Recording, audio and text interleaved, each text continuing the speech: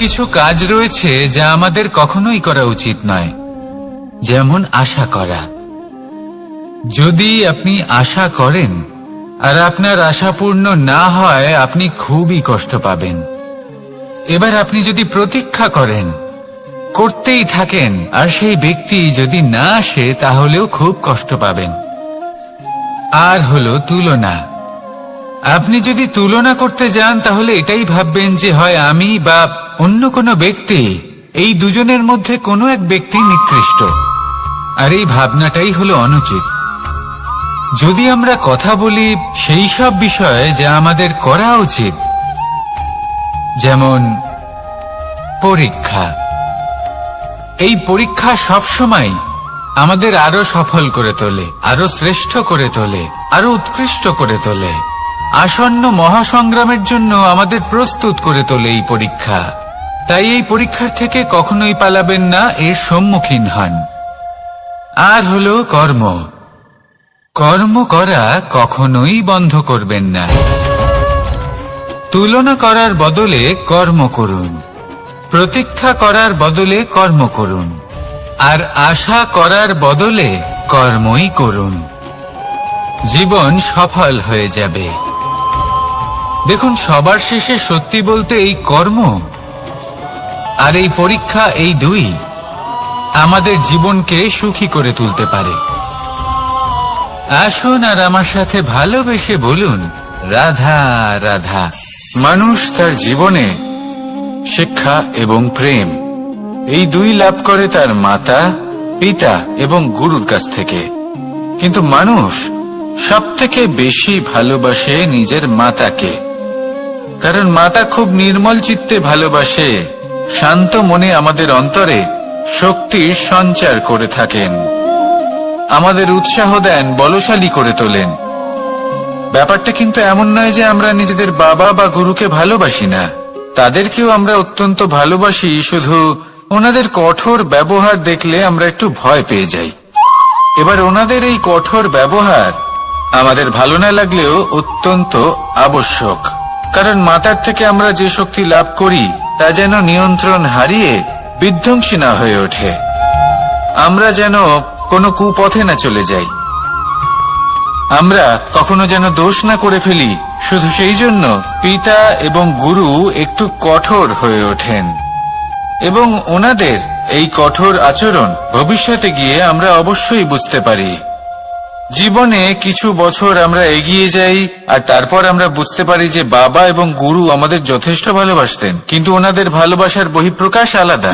প্রয়োজনীয় হলো এটা দেখার, এটা বোঝার যে শুরু থেকে আমাদের প্রতি ওনাদের আচরণ কেমন ছিল।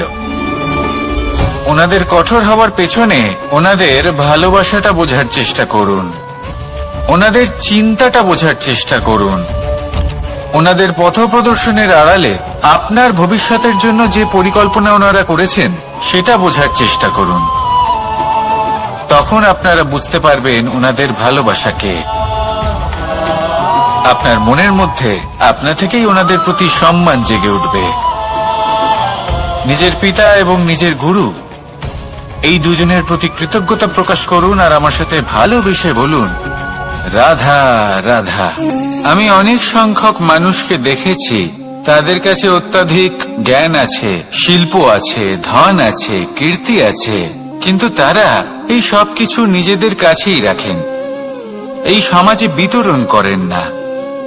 কারণ হলো ভয়। ওনাদের মনে হয় যে যদি আমি এই সব কিছু সমাজে বিতরণ করি, তাহলে সমাজ আমার শিল্প হোক, ধন হোক, জ্ঞান হোক, কীর্তি হোক, সবকিছু চুরি করে নিয়ে যাবে, আর তার বদলে আমি কিছুই পাবো না। এটা কিন্তু সত্য নয়। সত্য হলো এটাই যে যদি আপনি নিজেকে এই সংসারের প্রতি সমর্পিত করেন, তাহলে এই সংসার আপনার প্রতিও সমর্পিত থাকবে। আপনি শুধু ধন, জ্ঞান, কীর্তি, সম্মান পাবেন তাই নয়, বরং এই সমাজ আপনাকে নিজের চোখে হারাবে, মনের মধ্যে স্থান দেবে। তাই এই ভয় ত্যাগ করে দেখুন কিভাবে এই সমাজ আপনাকে প্রেম সমর্পণ করে। আসুন আমার সাথে ভালোবেসে বলুন, রাধা রাধা। জীবন কিসের উপর নির্ভরশীল? ধনের ওপর, বৈভবের ওপর, নিঃশ্বাসের ওপর? না, এই জীবন নির্ভরশীল বিশ্বাসের ওপর। বিশ্বাস নিজের ওপর, বিশ্বাস আমাদের আপনজনের ওপর। কিন্তু যখন এই বিশ্বাস ভেঙে যায়, তখন মানুষের মনও ভেঙে যায়, আর তারপর সে অন্য কিছু করতেই পারে না। তখন কি করা যেতে পারে? 3টে কাজ আছে যা আপনি করতে পারেন। প্রথম, ভালোবাসা। যাকে আপনি ভালোবাসেন, যারা আপনাকে ভালোবাসে, ভুল যারই হোক না কেন, তার কাছে ক্ষমা চাইতে কখনোই সংকোচ বোধ করবেন না। দ্বিতীয় হলো বিশ্বাস। যারা আপনাকে ভালোবাসেন, আপনাকে বিশ্বাস করেন, তাদের বিশ্বাস কখনো ভাঙবেন না। তৃতীয় হলো আশা। যারা আপনাকে ভালোবাসেন, আপনাকে বিশ্বাস করেন, তাদের আশা আপনার সাথে জড়িত।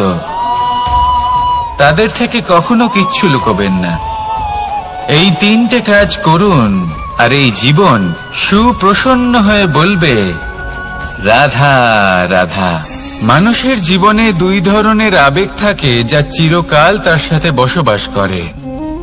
প্রথম, স্বপ্ন। দ্বিতীয়, অজুহাত। মানুষ হাজার হাজার স্বপ্ন দেখতে পারে। আমাকে এই কাজ করতে হবে, আমাকে ওখানে ঘুরতে যেতে হবে, আমার জীবনে এই অসম্ভব কাজ বাস্তবায়িত করে দেখাতে হবে, আদি ইত্যাদি। এবার ঠিক যেমন স্বপ্ন দেখেন, সেইভাবে অজুহাতও খুঁজে নিয়ে আসেন। আমি এই স্বপ্ন পূরণ করতে পারলাম না, কারণ আমাকে কেউ সাহায্যই করল না, কারণ আমি দুর্বল হয়ে পড়েছিলাম, কারণ আমার কাছে সময়ই ছিল না, আদি ইত্যাদি। এবার সাফল্য এবং অসফলতার মাঝখানে এই ধরনের সংঘর্ষ হতে থাকে। সাফল্য তখন লাভ করা সম্ভব যখন আপনার স্বপ্ন আপনার অজুহাতের থেকে অনেক বড় হয়, আর অসফলতা তখন পাবেন যখন আপনার অজুহাত আপনার স্বপ্নের থেকে অনেক বড় হয়। আপনি যদি সাফল্য লাভ করতে চান, তাহলে চেষ্টা করতে থাকুন, পরিশ্রম করুন। যদি অসফল হন, তাহলে ভয়ভীত হওয়ার কোনো প্রয়োজন নেই। নিজের ভুল বুঝুন, তাকে শুধরে নিন, আবার চেষ্টা করুন। কিন্তু যদি নিজের জীবনে অজুহাত নিয়ে আসেন, তখন স্বপ্ন কখনো পূরণ হবে না।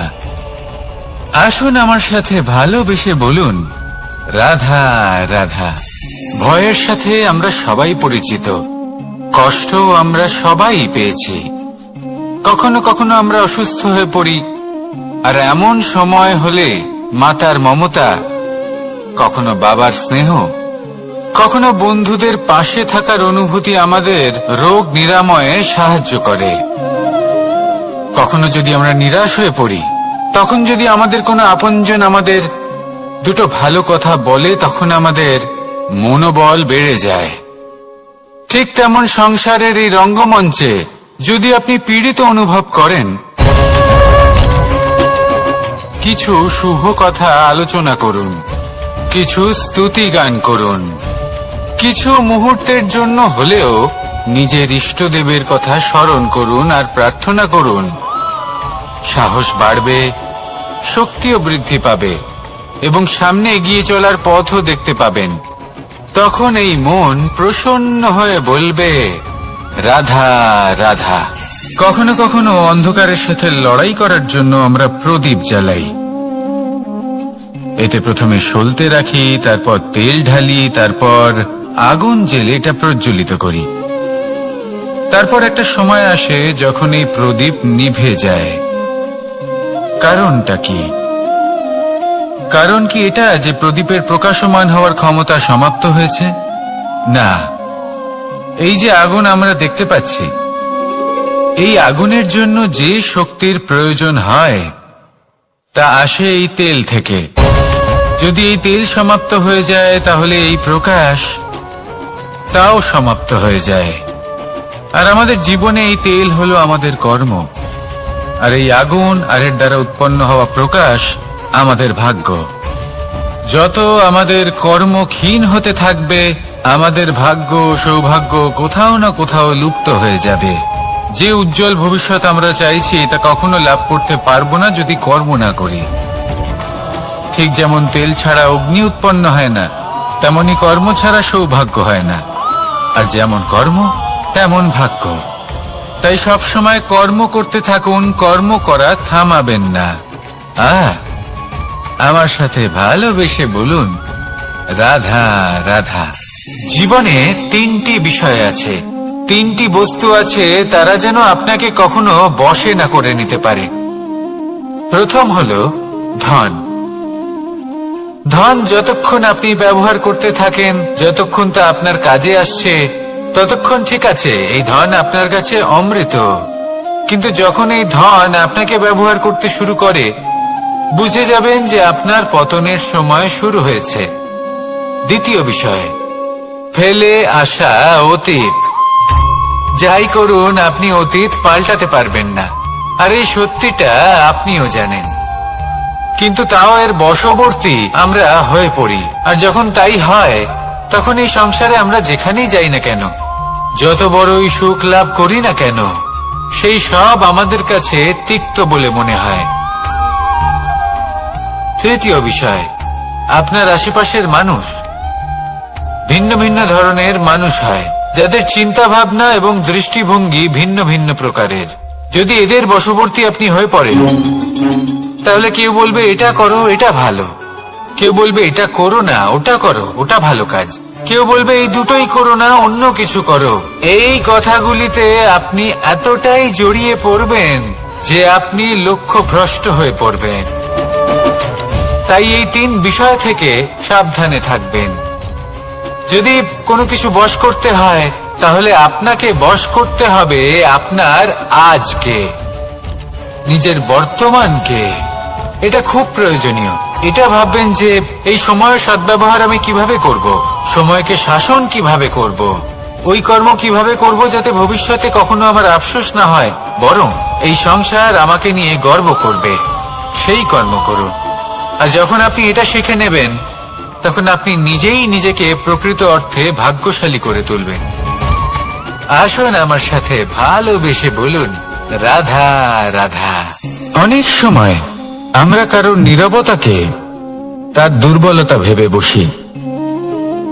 হতেই পারে সেই ব্যক্তি উত্তর দিতে চাইছেন না, হতে পারে অন্য কোনো কারণ আছে যা আমরা বুঝতেই পারছি না। সেই জন্য তাকে দুর্বল ভেবে নেওয়া অনুচিত। দেখতে গেলে এই বিশাল সমুদ্র এও কিন্তু নীরব, শান্ত হয়। কিন্তু যখন সে রুদ্র মূর্তি ধারণ করে, তখন কি হয়? সমগ্র সংসারকে বিনাশের পথে নিয়ে যায় এই সমুদ্র, প্রলয় সৃষ্টি করে। সেই জন্য কারো সহ্য শক্তিকে দুর্বলতা বলে মনে করবেন না। কারণ যদি এই নীরবতা নিজেকে ভেঙে বেরিয়ে আসে, তাহলে তা বিনাশের সমস্ত সীমা পার করে যেতে পারে। তাই এই নীরবতাকে সবসময় বুঝুন, সবসময় একে সম্মান করতে শিখুন। আর আমার সাথে ভালোবেসে বলুন, রাধা রাধা। কখনো কোনো চাতক পাখিকে দেখেছেন? কথায় আছে যে বছরে মাত্র একবার সে তার তৃষ্ণা মিটিয়ে থাকে, আর তাও আকাশে ভেসে থাকা মেঘের দ্বারা ঘটানো বৃষ্টির জলের ফোঁটা থেকে। আর কোথাও থেকে সে তার তৃষ্ণা পূরণ করে না। সারা বছর সে নিদারুণ গরম সহ্য করে, তীব্র শীতও সহ্য করে, শুধু এই আশা নিয়ে যে বছরে একবার অন্তত সেই মেঘের ঘন ঘটা হবে, বৃষ্টি হবে, আর সে তার তৃষ্ণা নিবারণ করবে। এটা আসলে কি? এটা আসলে বিশ্বাস। সেই বিশ্বাস যে বছরে একবার সেই মেঘ আসবে তৃষ্ণা নিবারণ করতে।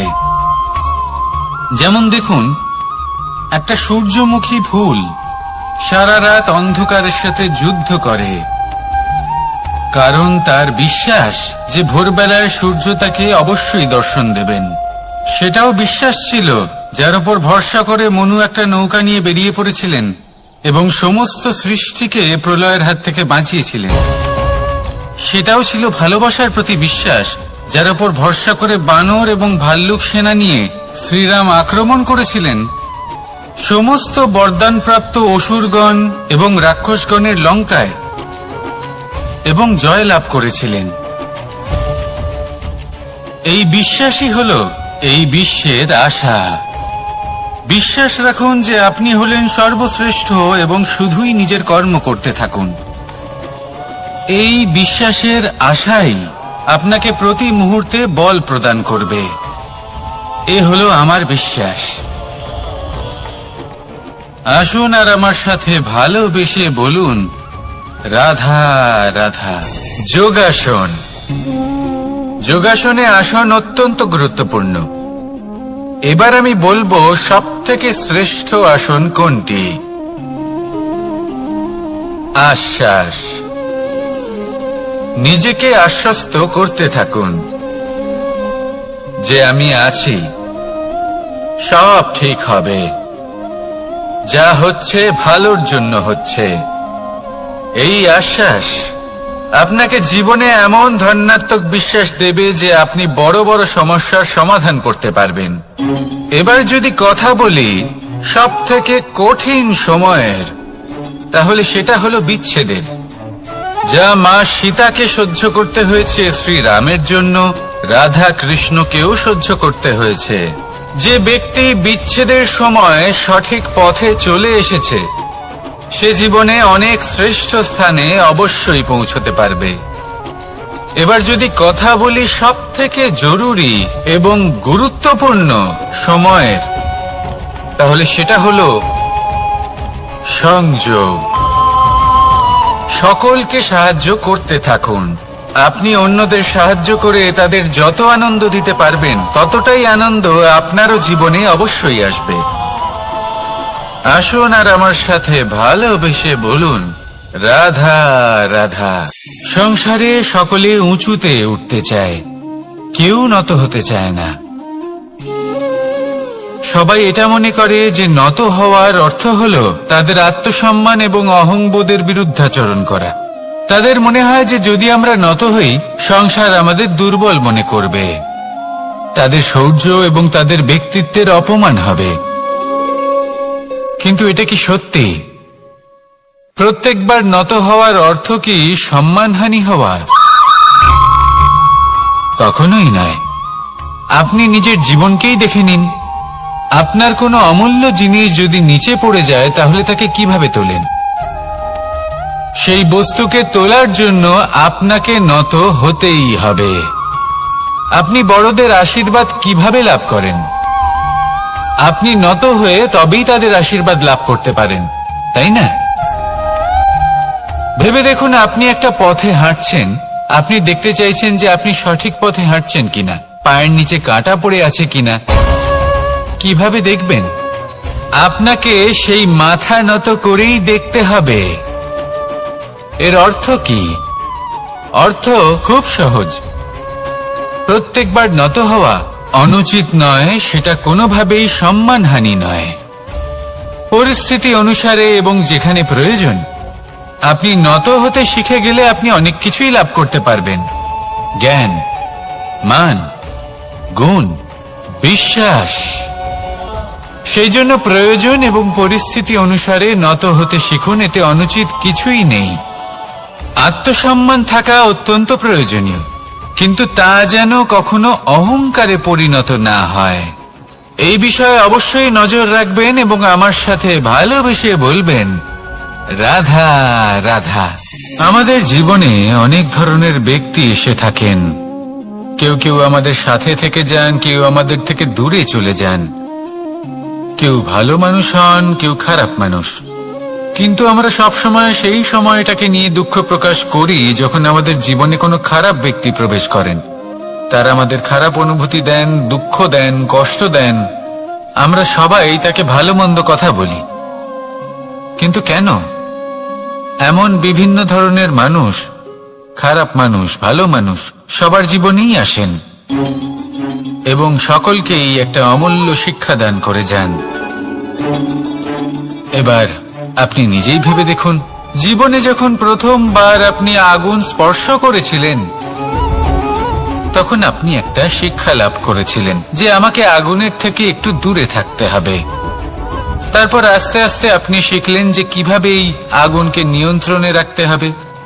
তারপর আপনি শিখলেন যে কিভাবে নিজের জীবনে তাকে প্রয়োগ করতে হবে, তা সে অন্ধকারে প্রকাশ লাভ করার জন্য হোক বা খাবার বানানোর জন্য। সেইভাবেই কোনো খারাপ ব্যক্তি যখন আপনার জীবনে আসে কোনো শিক্ষা দিয়ে যান, তার প্রতি কৃতজ্ঞ থাকুন। তার বিষয় খারাপ ভাবার বা খারাপ অনুভূতি নিয়ে থাকার কোনো প্রয়োজন নেই। সেই শিক্ষা লাভ করুন, ইতিবাচক মনোভাব নিয়ে জীবনের সামনে এগোতে থাকুন। কেউ নেই যিনি আপনাকে বাধা দিতে পারেন। আসুন আমার সাথে ভালোবেসে বলুন, রাধা রাধা। জীবনে সাফল্য লাভ করতে হলে মানুষকে উচিত পথে চলতে হবে, কিন্তু তার থেকেও বেশি গুরুত্বপূর্ণ হলো এটা বোঝা যে সেই পথে চলতে চলতে কখন আমাদের দাঁড়াতে হবে আর কখন আমাদের চলতে হবে। এই শিক্ষা অত্যন্ত গুরুত্বপূর্ণ। এবার দেখুন, ছোট্ট একটা কথা রয়েছে, ওকে আটকিও না, যেতে দাও। এই বাক্যের অর্থ কি? অর্থ যে কাউকে আটকিও না, যে এগোতে চাইছে তাকে এগোতে দাও, তার পথে বাধা সৃষ্টি করো না। এবার এই ছোট কথাতে এক অনুচিত স্থানে আমি দাঁড়িয়ে পড়ি। আটকাও, যেতে দিও না। এবার এর অর্থ কি হলো? যে এই ব্যক্তিকে আটকাও, তাকে জীবনে এগোতে দিও না, এর পথে বাধা সৃষ্টি করো। এবার এই ছোট কথাতে অনুচিত স্থানে যদি আমি আটকে যাই, তবে ভাবো কত পার্থক্য হলো। এই শিক্ষা কতটা গুরুত্বপূর্ণ সেটা শিখুন, আর এই শিক্ষা আমাদের জীবনে কতটা গুরুত্বপূর্ণ হতে পারে সেইটা বুঝুন। বুঝে যান, শিখে যান জীবনে কখন সামনে এগোতে হবে আর কখন থামতে হবে। মন প্রসন্ন হয়ে বলবে, রাধা রাধা। সময় যা সবকিছুকে সমান করে দিতে পারে, যা সব থেকে বেশি শক্তিশালী, সব থেকে বড় সম্পত্তি, সব থেকে বড় শিক্ষক এবং সব থেকে বড় সুযোগ। এই সময় যখন ভালো যায় তখন তা আপনাকে আমিত্বে মত্ত করে তোলে, অহংকারে নিমজ্জিত করে দেয়। আর যখন খারাপ হয় তখন দুঃখের সাগরে নিজের প্রতি ঘৃণাবোধে নিমজ্জিত করে। তাই এই সময় যা এত শক্তিশালী এক সম্পত্তি, এত মহান একটি ধন, তাকে এমনি এমনি নষ্ট হতে দেবেন না। এই সময়ের সাথে কি করবেন, কিভাবে করবেন তা ভাবতে গিয়ে এবং করতে গিয়ে সময় নষ্ট করবেন না। যদি আপনি এই সময় নষ্ট করেন, তাহলে সময়ও নিশ্চিত করবে যে আপনার সাথে কি করা উচিত। তাই সময়ের সদ্ব্যবহার করুন আর আমার সাথে ভালোবেসে বলুন, রাধা রাধা। আপনারা সবাই একটা গাছের পাতাকে দেখুন, যতক্ষণ পর্যন্ত গাছের সাথে মানে গাছের ডালের সাথে জুড়ে থাকে সে সবুজ থাকে, বাতাসের সাথে সে নড়তে থাকে। যতক্ষণ পর্যন্ত ও সূর্য থেকে পাওয়া রশ্মির শক্তি গাছে পৌঁছে দেয় ততক্ষণ ও ডালের সাথে যুক্ত থাকে। কিন্তু যখন সেই পাতা শুকিয়ে যায় তখন তার কোনো গুরুত্ব থাকে না। সেই পাতা গাছের ডালে এবং বৃক্ষের কাছে বোঝা হয়ে থেকে যায়। এবং এমন এক সময় আসে যখন সেই ডালটি শুকনো সেই পাতাকে পরিত্যাগ করে। এটাই আমরা এই প্রকৃতিতে দেখি এবং এটাই হলো সত্য। আর এটাই আমাদের জীবনে খুব বড় একটা শিক্ষা। যদি আপনিও নিজের জীবনে নিজের আপনজনদের কাছে বোঝা স্বরূপ হয়ে দাঁড়ান, তাহলে তারা আপনাকে যতই ভালোবাসুক না কেন ওনারা যদি নাও চান তাহলেও এমন এক দিন আসবে যখন আপনার আপনজন আপনাকে পরিত্যাগ করবে। সেই জন্য সবসময় আত্মনির্ভর হয়ে ওঠার চেষ্টা করুন। নিরন্তর পরিশ্রম করতে থাকুন, কারোর উপর বোঝা হয়ে থাকবেন না, বরং তার সাথে মিলে দায়িত্ব পালন করুন। এমনটা করবেন তাহলে আপনার সম্মানও বজায় থাকবে এবং সম্পর্কের মধ্যে আপনার মূল্যও বজায় থাকবে। আসুন আর আমার সাথে ভালোবেসে বলুন, রাধা রাধা। ঈশ্বর আসলে কে? সংসারের বেশিরভাগ মানুষের কাছে ঈশ্বর হলেন এই সংসারের রচয়িতা, পালনকর্তা। কারোর কাছে উনি জ্ঞাতা, কারোর কাছে উনি হলেন আস্থার প্রতীক, আবার কারোর জন্য শুধুমাত্র অন্ধবিশ্বাস। কিন্তু এই ঈশ্বর কি কোনো শরীর, নাকি একটা বোধ, নাকি শুধুই শ্রদ্ধা? ঈশ্বর হলেন তিনি যিনি হলেন আপনার ইষ্ট। সেই জন্যই তো গুরু, মাতা, পিতা এনাদেরও ঈশ্বরই বলা হয়েছে। যাদেরকে আমরা ঈশ্বর বলে মনে করি, যারা আমাদের ইষ্ট,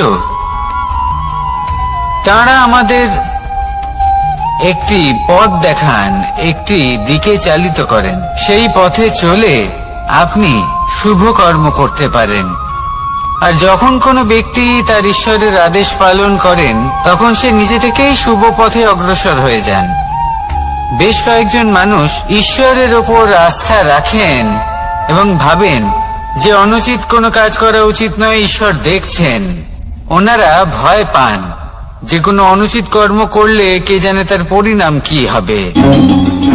এমন অনেক ব্যক্তি রয়েছেন যারা ঈশ্বরকে বিশ্বাস করেন এবং জানেন যে ঈশ্বর তাদেরকে দেখছেন, তাই যে যে শুভ কর্ম ওনারা করেছেন তার ফল তারা অবশ্যই পাবেন।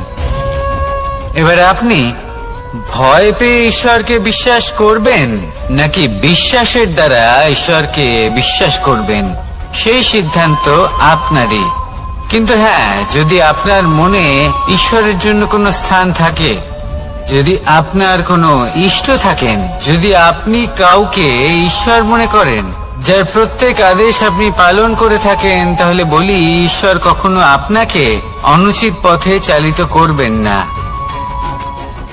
আসুন আমার সাথে ভালোবেসে বলুন, রাধা রাধা।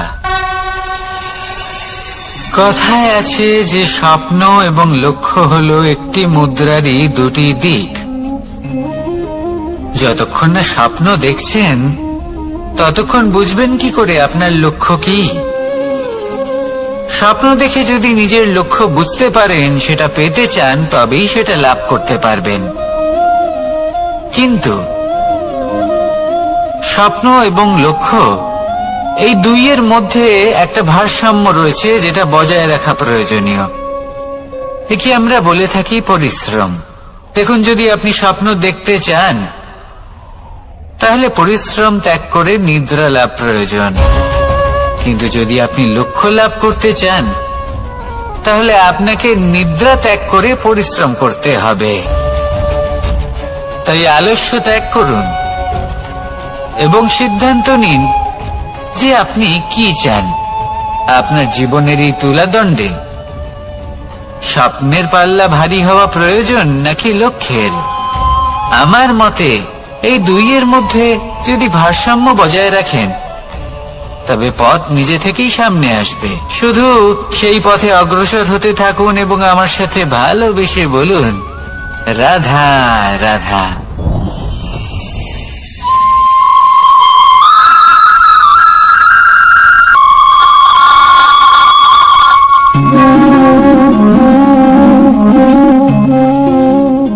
মোহনের বাঁশির এই সুর, এই সঙ্গীত কার না পছন্দ হয়? সবারই খুব ভালো লাগে। এবার এই সুর আসে কোথা থেকে? কেউ বলবেন কৃষ্ণের হৃদয় থেকে। সত্য কথা, এই সুর হৃদয় থেকে নির্গত হয় এবং প্রকট হয় এই বাঁশি থেকে। এই বাঁশিটাকে দেখুন, এই ছিদ্রগুলি দেখুন, প্রত্যেকটা সুর থেকে নিজস্ব একটা স্বর নির্গত হয়। এবার যে ব্যক্তি এই সমস্ত সুর এবং স্বর বুঝতে পারেন, এতে নিপুণ, তিনি এই বাঁশির দ্বারা যে সুর নির্গত করবেন তা তো মধুর অবশ্যই হবে। এবার জীবনের সাথেও কিছুটা এরকমই ঘটে। জীবনের কিছু নীতি থাকে, অর্থ, কুটুম্ব এবং আধ্যাত্মিক। যদি জীবনের প্রত্যেকটা মুহূর্ত সুখময় হয় এরকম আপনি চান, তাহলে এই তিনটি নীতিতে আপনাকে নিপুণ হতে হবে। কোনো একটি বিশেষ নীতির প্রতি যদি আপনি বেশি ঝুঁকে পড়েন, তাহলে বাকি দুই নীতি থেকে যা সুখ লাভ করা সম্ভব তা পারবেন না। ধন অর্জন করতে হবে পরিবারের জন্য, পরিবারের সুখ মনের শান্তির জন্য, মনে শান্তির প্রয়োজন মনের শুদ্ধতার জন্য। যখন এই মন শুদ্ধ হবে, জীবন শুদ্ধ হবে, পবিত্র হবে, সুন্দর হবে এবং ভালোবেসে বলবে, রাধা রাধা। আমি রথে যাত্রা করি, তাতে বারবার পথে থামি আর দেখি যে আমি অনুচিত দিকে যাচ্ছি না তো, আমি উচিত পথেই যাচ্ছি তো। কারণটা কি? কারণ হলো যাতে আমি পথভ্রষ্ট না হয়ে যাই। জীবনযাত্রাতেও এটাই প্রয়োজন। জীবনযাত্রায় ভোগবিলাসের পথে হারিয়ে যাওয়া খুব সহজ। বারবার থেমে আপনাকে দেখতে হবে, নিজেকে কিছু প্রশ্ন করতে হবে। আমি কি আজ সেই কর্মই করছি যেটা আমি করতে চেয়েছিলাম? আমি কি আজ সেই জীবন যাপন করছি যেমন আমি যাপন করতে চেয়েছিলাম? যদি এই প্রশ্নগুলোর উত্তর হ্যাঁ হয়, তাহলে এগোতে থাকুন, নয়তো থেমে যান এবং বিচরণ করুন। মনে রাখবেন, এই সংসার অত্যন্ত জটিল আর এতে হারিয়ে যাওয়া অত্যন্ত সরল। সেই জন্য নিজে থেকে বারবার থামা এবং জীবন চিন্তন করা অত্যন্ত আবশ্যক। তাহলে সেটাই করুন আর আমার সাথে ভালোবেসে বলুন, রাধা রাধা।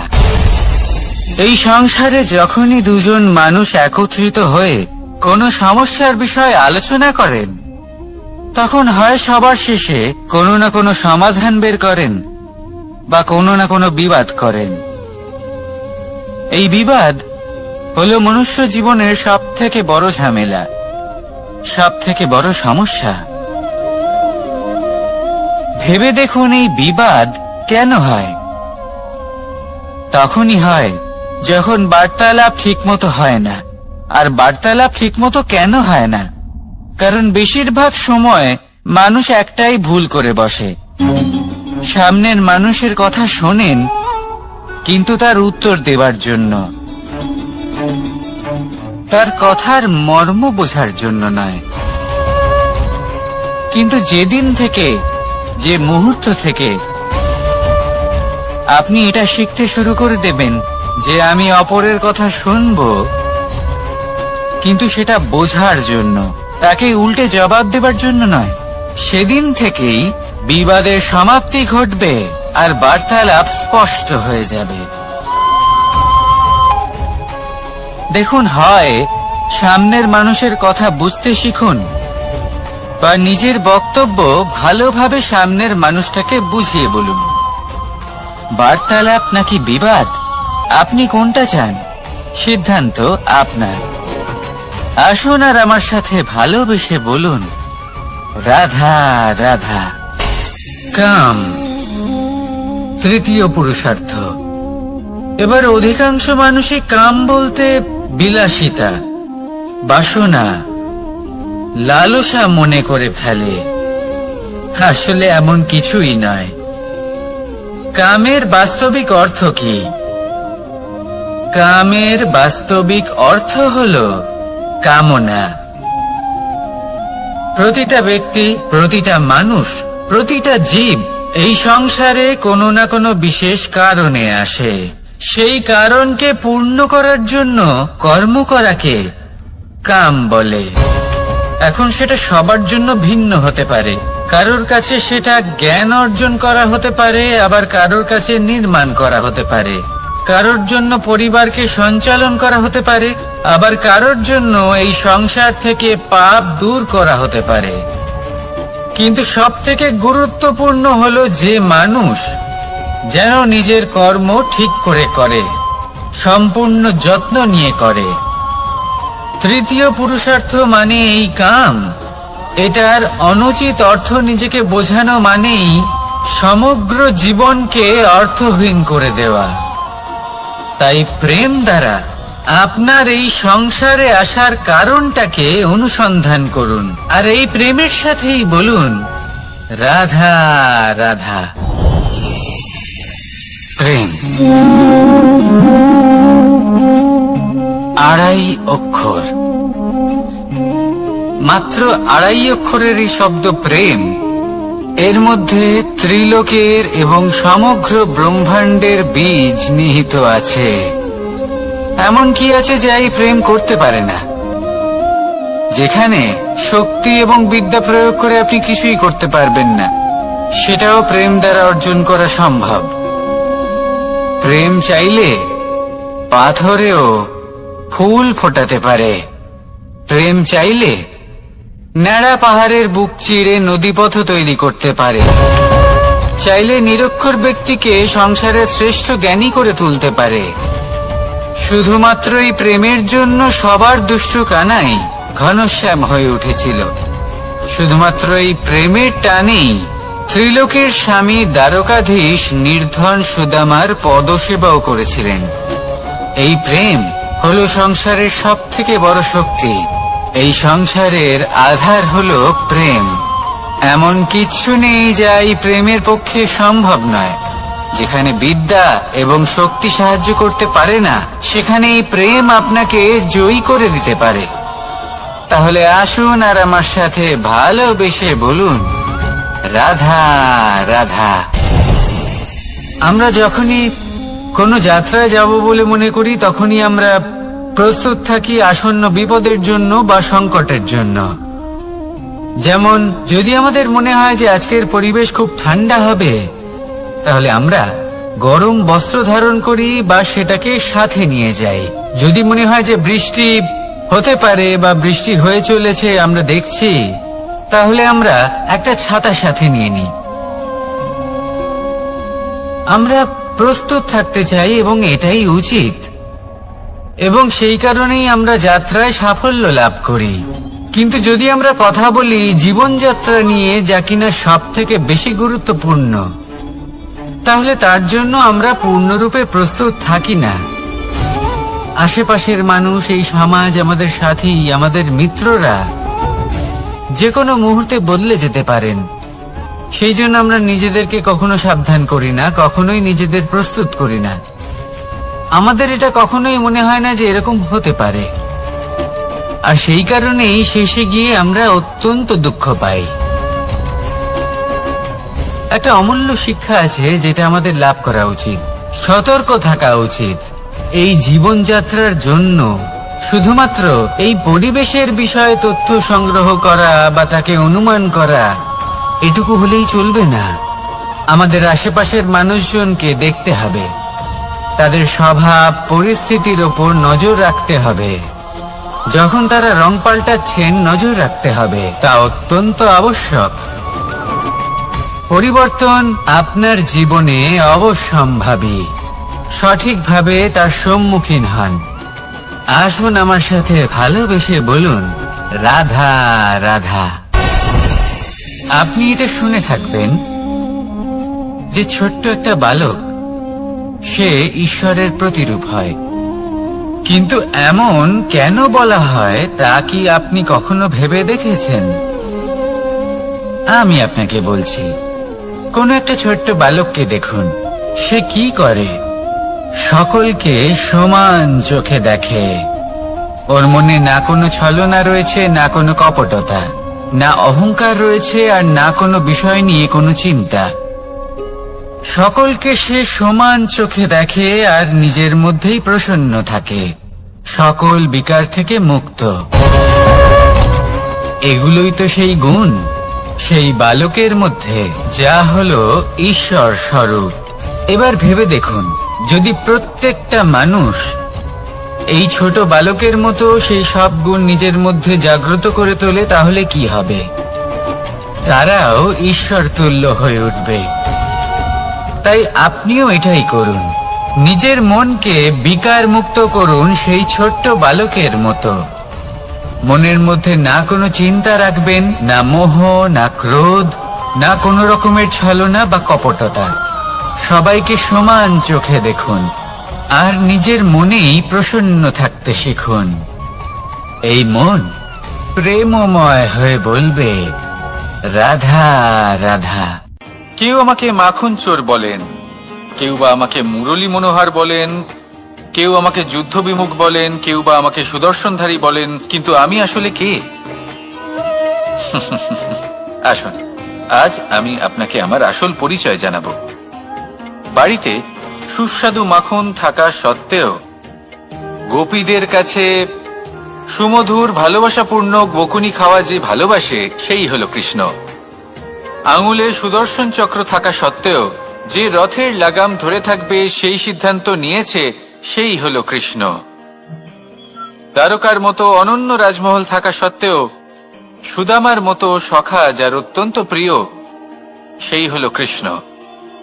যদি আপনার মনে প্রেম থাকে, আপনি প্রেম বিতরণ করেন, সবাইকে ভালোবাসেন এবং ভালোবাসা রক্ষার খাতিরে শস্ত্র হাতে নিতেও আপনি সক্ষম থাকেন, তাহলে আপনি হলেন কৃষ্ণ। আসুন আমার সাথে ভালোবেসে বলুন, রাধা রাধা।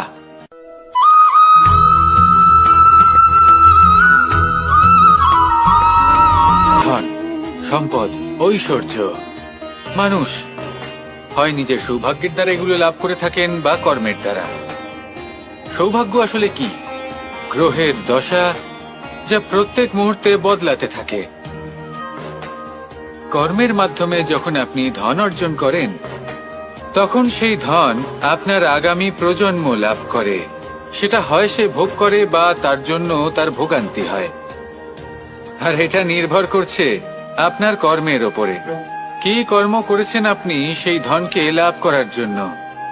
যদি আপনি সৎ পথে চলেন, নিষ্ঠা ভরে আপনি কর্ম করে থাকেন এবং তার ফলে আপনি ধন অর্জন করে থাকেন, তাহলে আপনার আগামী প্রজন্ম সেটা ভোগ করবে, সেটা প্রয়োগ করবে নিজের বিকাশের জন্য। কিন্তু যদি আপনি কুকর্ম করে থাকেন, কোন রকম ছলনা করে থাকেন এই ধন লাভ করার জন্য, তাহলে 100% আপনার আগামী প্রজন্মকে এর জন্য ভুগতেই হবে। তাহলে আপনি কি চাইবেন? যে আপনার আগামী প্রজন্ম সুখ ভোগ করবে, নাকি আপনার কুকর্মের পরিণাম ভোগ করবে? নির্বাচন আপনারই। আসুন আমার সাথে ভালোবেসে বলুন, রাধা রাধা।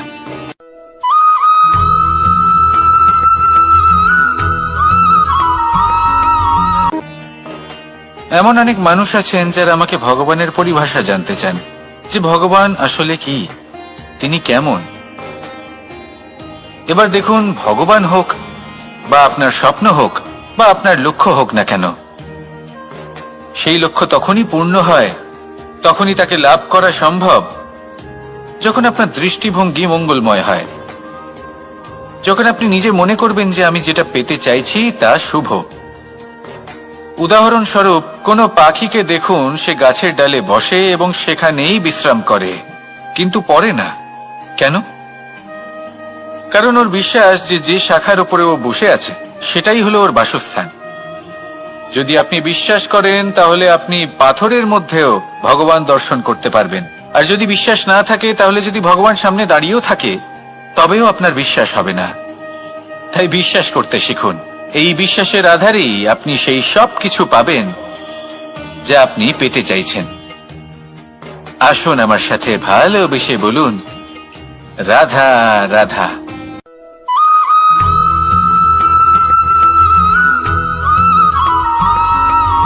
মাতা পিতার মনে সবসময় এই বাসনা বাস করে যে ওনাদের সন্তানের যেন মঙ্গল হয়। নিজের সন্তানকে সেই সবকিছু দেবার সবসময় চেষ্টা করতে থাকেন যেগুলো তারা নিজেরা নিজেদের জীবনে কখনো পেতে পারেননি, এবং এই প্রক্রিয়ায় সব থেকে গুরুত্বপূর্ণ বিষয়টি ভুলে যান, নিজের সন্তানকে সেই জিনিস দেওয়া যেটা উনি সব থেকে আগে পেয়েছেন। আমি ধনের কথা বলছি না, আমি বলতে চাইছি নিজের অভিজ্ঞতা দ্বারা ওনারা যে মানসিক স্থিতি লাভ করেছেন,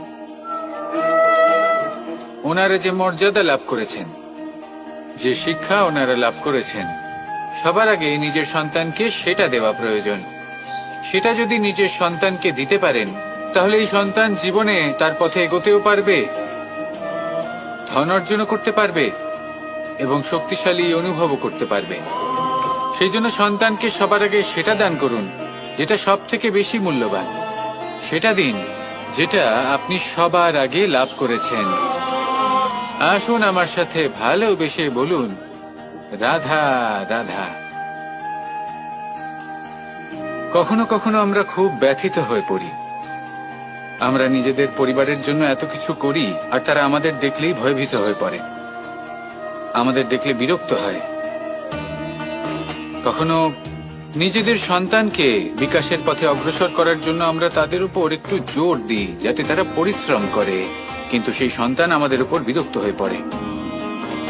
কখনো সন্তানকে সঠিক শিক্ষা দেওয়ার জন্য আমরা তাদের কিছু সীমা নির্ধারিত করি, তখন সেই সন্তানের চোখে নিজেদের জন্য আমরা ঘৃণা দেখতে পাই। মানুষ কেন ব্যথিত হবে না? দেখুন, যখন সূচের দ্বারা আপনি বস্ত্র সেলাই করেন তখন সূচের আঘাত সেই বস্তুকে সহ্য করতে হয়, কিন্তু তাতে সেই সূচ বা আপনার উদ্দেশ্যে কোনো প্রভাব পড়া উচিত নয়, কারণ আপনি তো আপনার কর্ম করছেন আর তাও পূর্ণ নিষ্ঠা ভরে, এবং অবশেষে আপনার উদ্দেশ্য শুভ প্রমাণিত হবে। তাই কেউ বিরক্ত হচ্ছে বলে বা কারোর চোখে নিজের প্রতি ঘৃণা দেখার ভয় কখনো পিছিয়ে যাবেন না। কষ্ট না করে বিকাশ সম্ভব নয়। কর্ম করতে থাকুন, সবকিছু শুভ হবে।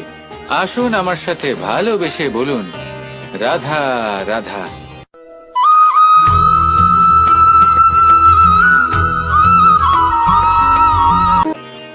জল হলো জীবনের আধার। যদি জল না থাকে এই সংসারের জীবনের কোনো অস্তিত্ব নেই। এই জল হলো শুদ্ধ, পবিত্র। কিন্তু যখন এই জল পরিবেশের সংস্পর্শে আসে তখন ধুলো, ময়লা, কাদা এবং অন্যান্য বস্তু দ্বারা এই জল পূর্ণরূপে দূষিত হয়ে যায়।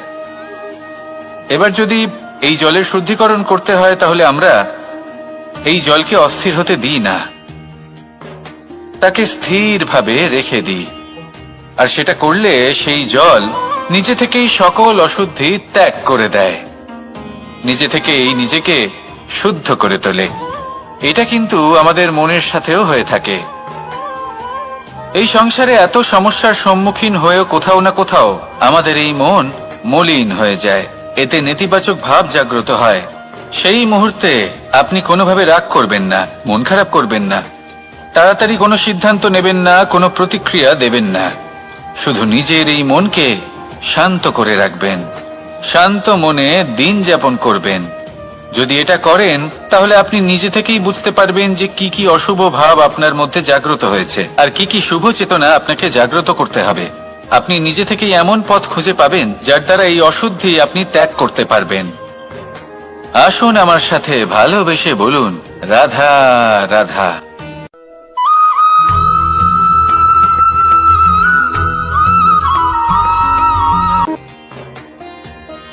প্রেমের পরিভাষা আসলে কি? ভিন্ন ভিন্ন ধরনের ব্যক্তি, ভিন্ন ভিন্ন ধরনের প্রেমী, আলোচক বিভিন্ন ধরনের পরিভাষা প্রদান করেন এই প্রেম নিয়ে।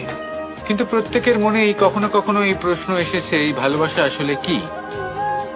নিজের প্রিয়তমকে জয় করাই কি প্রেম? চার হাত এক হয়ে যাবার নামই কি প্রেম? নিজের আবেগ ব্যক্ত করাই কি ভালোবাসা? না, প্রেমের অর্থ কাউকে লাভ করা নয়, বরং তার মাঝে বিলীন হয়ে যাওয়া। যদি কারোর হাত ধরে থাকি তাহলে আজীবন তার সাথে পথ চলা হলো প্রেম। প্রেম শুধুমাত্র সেটা নয় যা প্রেমী আর প্রেমিকার কেশদামে মালা বেঁধে দেয়। মাতা পিতার জন্য দিনরাত পরিশ্রম করা, নিজের পরিবারের জন্য দিনরাত পরিশ্রম করা, সেটাও প্রেম। নিজের বন্ধুদের জন্য, আপনজনের জন্য সবকিছু উজাড় করে দেওয়ার নাম হলো ভালোবাসা। নিজের মাতৃভূমির জন্য সাহসের সাথে লড়াই করা এবং আনন্দে নিজের জীবন ত্যাগ করে দেওয়াও কিন্তু প্রেমের নামান্তর। সেই জন্য যারা বুদ্ধিমান ব্যক্তি তারা কখনো প্রেমের পরিভাষা খুঁজতে চান না, কারণ তারা জানেন যে এই প্রেম কতটা বিশাল। তারা জানেন যে এই প্রেম হলো এক বিশাল সাগর, যাকে নিজের মুঠোয় ধরে রাখা যায় না। সেই জন্য এই প্রেমের সাগরে ডুবে যান এবং সকলকে ভালোবাসতে শিখুন। যদি সবাইকে ভালোবাসতে পারেন তাহলে তাদেরও কল্যাণ হবে যারা আপনাকে ভালোবাসে, এবং সকলকে ভালোবাসতে শিখুন। যদি সবাইকে ভালোবাসতে পারেন তাহলে তাদেরও কল্যাণ হবে যারা আপনাকে ভালোবাসে, তাদেরও কল্যাণ হবে যাদেরকে আপনি ভালোবাসেন, আর আপনারও কল্যাণ হবে। আর তখন এই মন ভালোবেসে বলবে, রাধা রাধা।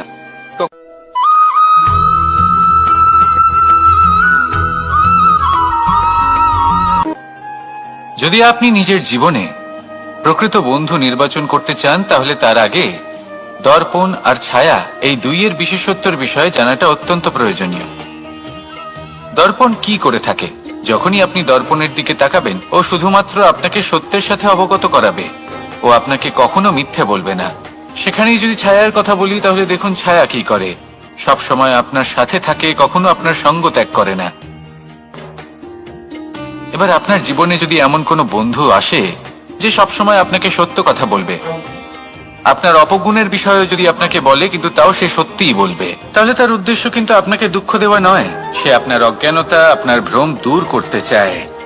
যদি আপনি কোনো অনুচিত পথে চলতে থাকেন তাহলে সে আপনাকে বাধা দিতে চায়। আর যদি সেই মিত্রই ছায়া সঙ্গীর মতো হয়, সে কখনোই সুখ দুঃখে আপনার সঙ্গ ত্যাগ করবে না। তার উদ্দেশ্য হলো সবসময় আপনাকে রক্ষা করা। তাই এরকম দর্পণ বা ছায়ার মতো কোনো বন্ধু যদি আপনার জীবনে আসে তাহলে তাকে কোথাও যেতে দেবেন না। সে আপনার জীবনকে সুখময় করে তুলবে। আর যদি আপনার জীবনে উপস্থিত বন্ধু এমন না হয় তাহলে তাকে নিজের থেকে দূরে করে দেওয়াই বাঞ্ছনীয়। তাহলে দর্পণ আর ছায়ার মতো প্রকৃত এবং ভালো বন্ধুকে নিজের জীবনে স্থান দিন, আর আমার সাথে ভালোবেসে বলুন, রাধা রাধা।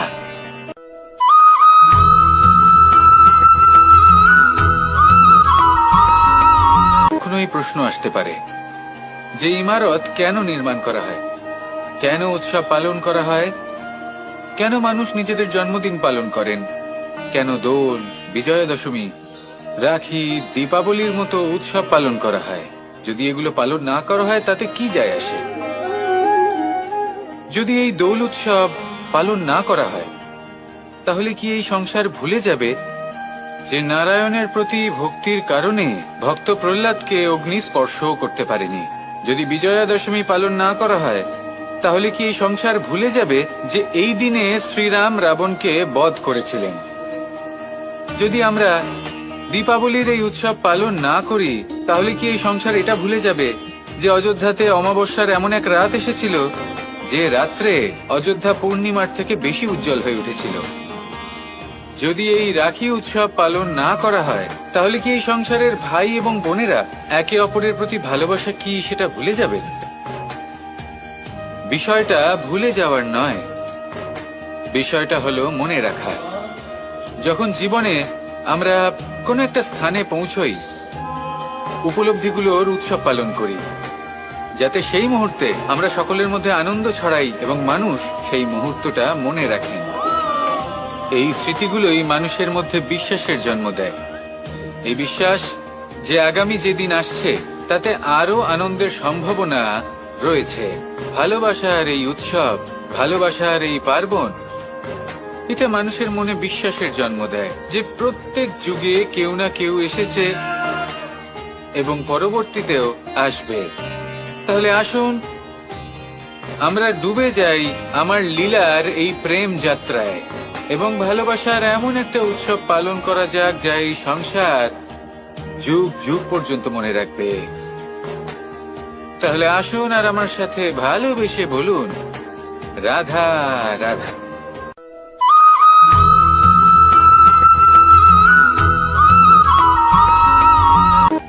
আমাদের এই জীবন, তাতে এই যে সময় চক্র, তা তিনটি ভাগে বিভক্ত। এক হলো অতীতকাল, ফেলে আসা অতীত, তারপরে আসে বর্তমান, এখনকার এই মুহূর্ত, আর তারপর আসে আগামীকাল অর্থাৎ ভবিষ্যৎ। এবার এখানে সবথেকে গুরুত্বপূর্ণ হলো অতীতকাল, ভবিষ্যৎকাল, ফেলে আসা অতীত এবং আগামী সময়। কেন? কারণ এই দুইয়ের উপর নির্ভর করছে যে আপনি বর্তমানে কি করতে চলেছেন। শুধু প্রয়োজন হলো সঠিক দৃষ্টিভঙ্গির। অতীতকালকে যদি আপনি একটি দৃষ্টিভঙ্গি থেকে দেখেন, তাহলে অতীতকালে আপনি দুঃখও দেখতে পাবেন, যন্ত্রণাও দেখতে পাবেন। অন্য কোনো দৃষ্টিভঙ্গি থেকে দেখলে আপনি অতীতকাল থেকে শিক্ষাও লাভ করবেন। এবার এই শিক্ষা অনুসারেই বর্তমানে কর্ম করা উচিত। এবং যদি ভবিষ্যতের কথা বলি, তাহলে বলবো ভবিষ্যতের কথা ভেবে আপনি আজ অবশ্যই চিন্তিত হতে পারেন। অন্য একটি দৃষ্টিভঙ্গি থেকে দেখলে এই ভবিষ্যতেই আপনি একটি লক্ষ্য, একটি উদ্দেশ্য দেখতে পাবেন, যে আপনি কি করতে চান, কি লাভ করতে চান।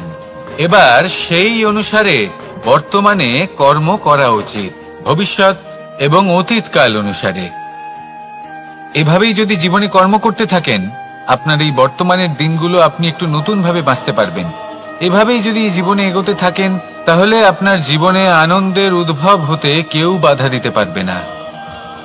আসুন আমার সাথে ভালোবেসে বলুন, রাধা রাধা।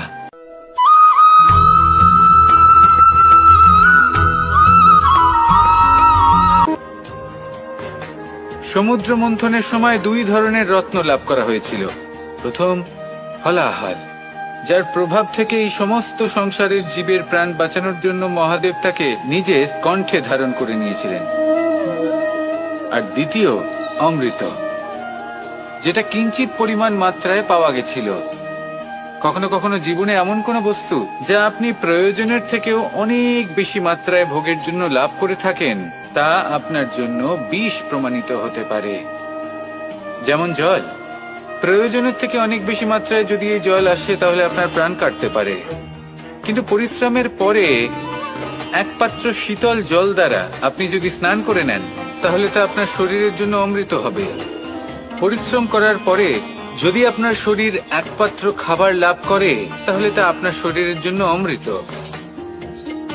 কিন্তু যদি কোনো পরিশ্রম না করেই আপনি দিনরাত শুধুই খাবার গ্রহণ করতে থাকেন, তাহলে আপনার কাছে তা বিষ সমান।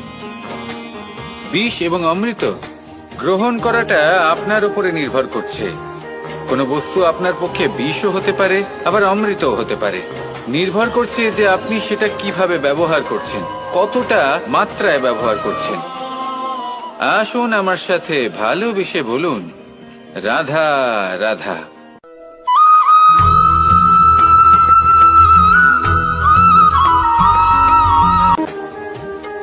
সুখ, দুঃখ, মৃত্যু, মহামারী, এগুলো কখনো বলে আসে না, আবার জিজ্ঞাসা করেও আসে না।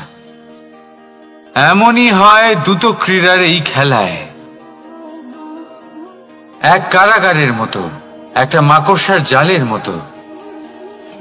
যেমন একটা মাকড়সার জাল একটা পোকাকে নিজের দিকে আসতে আকর্ষিত করে, নিজের চমকের দ্বারা, নিজের গঠন দ্বারা। সেরকমই দ্রুত ক্রীড়ার এই খেলা মানুষকে নিজের দিকে আসতে প্ররোচিত করে। শেষে গিয়ে মানুষ আটকা পড়ে। পার্থক্য শুধু এটাই, যখন এক পোকা এই জালে জড়িয়ে পড়ে, তখন সে তার প্রাণ হারায়। মানুষ যখন এই দ্রুত ক্রীড়ায় আকর্ষিত হয়, সে নিজের মান, নিজের ধন সবকিছু হারায়, নিজের বিবেক হারিয়ে ফেলে। কিন্তু আপনি আপনার বিবেক কখনোই হারাবেন না। যদি আপনার মনে লোভ চলে আসে, আপনি লোভী হয়ে ওঠেন।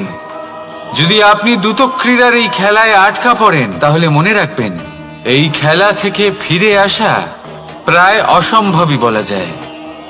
নিজের বিবেক কখনো হারাতে দেবেন না, কারণ বিনাশ আসার প্রথম লক্ষণ হলো বিবেকের বোধ চলে যাওয়া। এই প্ররোচনায় কখনো পা দেবেন না।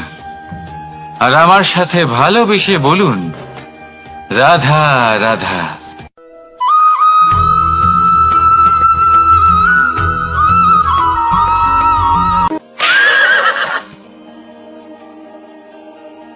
প্রেম। 2.5 অক্ষর, মাত্র 2.5 অক্ষরের এই শব্দ প্রেম, এর মধ্যে ত্রিলোকের এবং সমগ্র ব্রহ্মাণ্ডের বীজ নিহিত আছে। এমন কি আছে যা এই প্রেম করতে পারে না? যেখানে শক্তি এবং বিদ্যা প্রয়োগ করে আপনি কিছুই করতে পারবেন না, সেটাও প্রেম দ্বারা অর্জন করা সম্ভব। প্রেম চাইলে পাথরেও ফুল ফোটাতে পারে। প্রেম চাইলে ন্যাড়া পাহাড়ের বুক চিরে নদীপথ তৈরি করতে পারে। চাইলে নিরক্ষর ব্যক্তিকে সংসারের শ্রেষ্ঠ জ্ঞানী করে তুলতে পারে। শুধুমাত্র এই প্রেমের জন্য সবার দুষ্টু কানাই ঘনশ্যাম হয়ে উঠেছিল। শুধুমাত্র এই প্রেমের টানেই ত্রিলোকের স্বামী দ্বারকাধীশ নির্ধন সুদামার পদসেবাও করেছিলেন। এই প্রেম হলো সংসারের সবথেকে বড় শক্তি। এই সংসারের আধার হলো প্রেম। এমন কিচ্ছু নেই যা এই প্রেমের পক্ষে সম্ভব নয়। যেখানে বিদ্যা এবং শক্তি সাহায্য করতে পারে না, সেখানে এই প্রেম আপনাকে জয়ী করে দিতে পারে। তাহলে আসুন আর আমার সাথে ভালোবেসে বলুন, রাধা রাধা।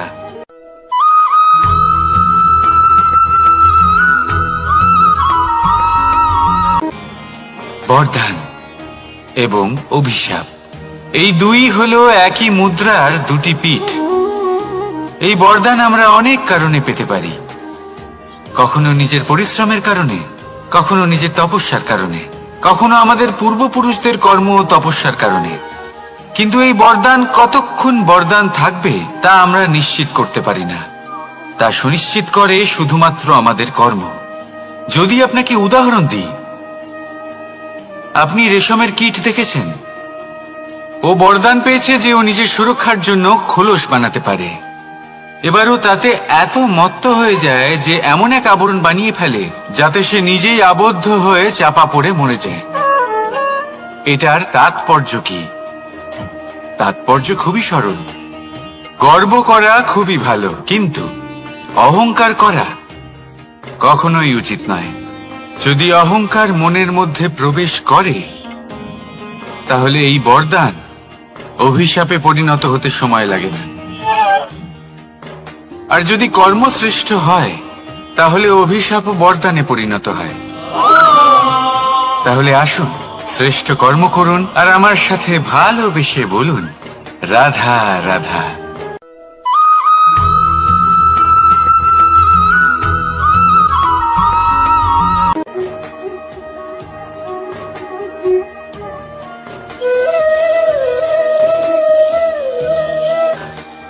কর্ম এবং ফল, দেখতে গেলে এই সমস্ত ব্রহ্মাণ্ড এই দুইয়ের মাঝেই স্থির হয়ে আছে। মানুষজন কর্ম করেন ভালো ফল লাভের আশায়, আর ভালো ফল লাভের আশায় উনি এটাই ভুলে যান যে উনি যে কর্ম করছেন তা কি করছেন। আমি বলেছিলাম কর্ম করুন ফলের চিন্তা না করে, কিন্তু কি কর্ম করছেন সেই বিষয়ে ভাবাটাও অত্যন্ত আবশ্যক। নয়তো অনেক সময় আমরা এমন কর্ম করে ফেলি যা না চাইতেও বিষে পরিণত হয়। যা হয়েছে দুঃশাসনের সাথে, দুর্যোধনের সাথে, গুরু দ্রোণের সাথে। একজনের মানসিকতা উচিত ছিল না, একজনের বিবেক উচিত ছিল না, আরেকজন যে পক্ষ নির্বাচন করেছিলেন সেই পক্ষ উচিত ছিল না। আর যা কিছু ওনাদের সাথে হলো, আপনার আমার আমাদের সকলের সাথে তা হতে পারে।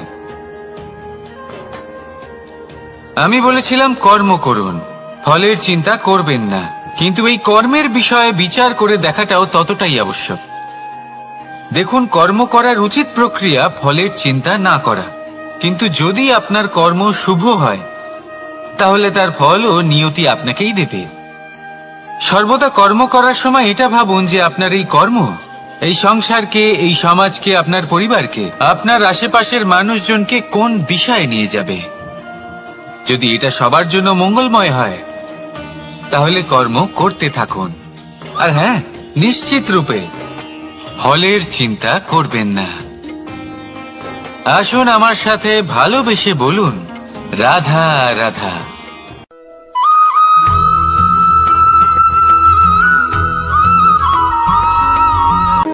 শব্দই হলো শূন্য, শব্দই হলো আরম্ভ, শব্দই হলো অন্ত, শব্দই হলো অমর, শব্দই হলো ব্রহ্ম। এই শব্দ হলো অত্যন্ত বিশেষ। কেউ কাঁদলে তাকে হাসিয়ে তোলে, কেউ হাসলে তাকে কাঁদিয়ে দেয়।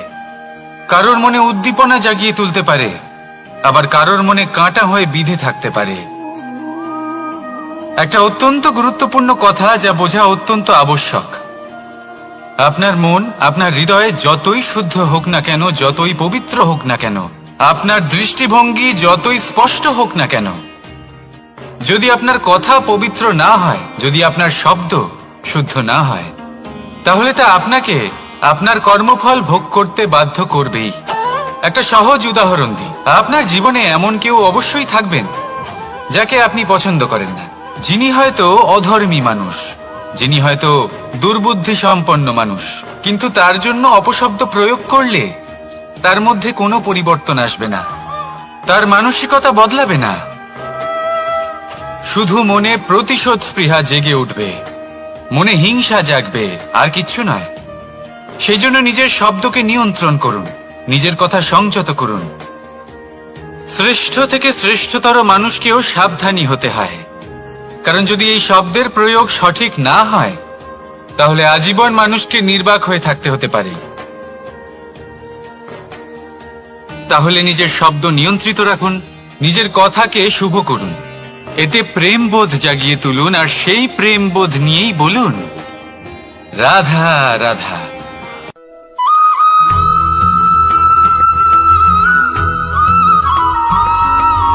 বটবৃক্ষের বীজ সর্ষের দানার থেকেও ছোট হয়, কিন্তু যখন তা নিজের রূপ ধারণ করে তখন তা বিশাল বৃক্ষের আকার ধারণ করে, যা সহস্র বছর ধরে বেঁচে থাকে, ছায়া প্রদান করে, পাখিদের আশ্রয় প্রদান করে, আর দেয় পথচারীদের বিশ্রাম করার স্থান।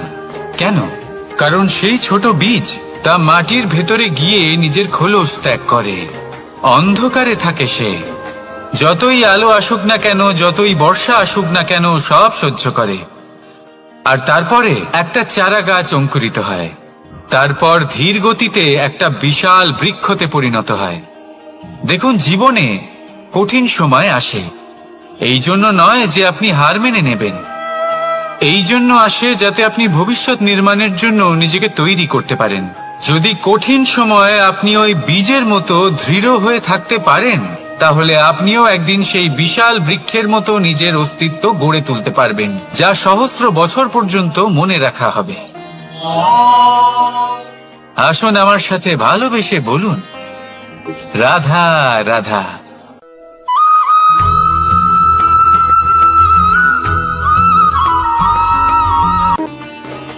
ভগবান আর ভক্ত যখন এক আকার হয়ে যায়, যখন ভক্ত তার ভগবানের প্রতি এবং নিজের জীবনের উদ্দেশ্যের প্রতি সম্পূর্ণরূপে সমর্পিত হয়, তখন জন্ম নেয় ভক্তি। এই সংসারের সমস্ত আশা হয়তো আপনার সঙ্গ ত্যাগ করে দিতে পারে, তখনও ভক্তি সাথে থাকবে।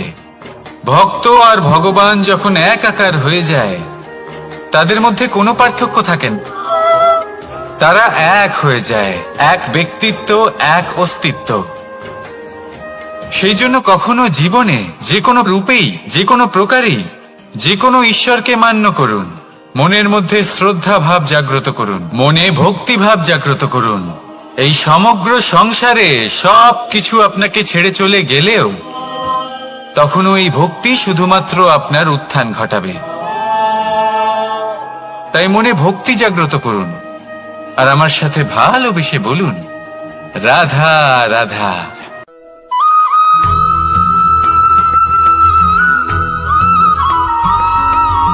বটবৃক্ষের বীজ সর্ষের দানার থেকেও ছোট হয়, কিন্তু যখন তা নিজের রূপ ধারণ করে তখন তা বিশাল বৃক্ষের আকার ধারণ করে, যা সহস্র বছর ধরে বেঁচে থাকে, ছায়া প্রদান করে, পাখিদের আশ্রয় প্রদান করে, আর দেয় পথচারীদের বিশ্রাম করার স্থান।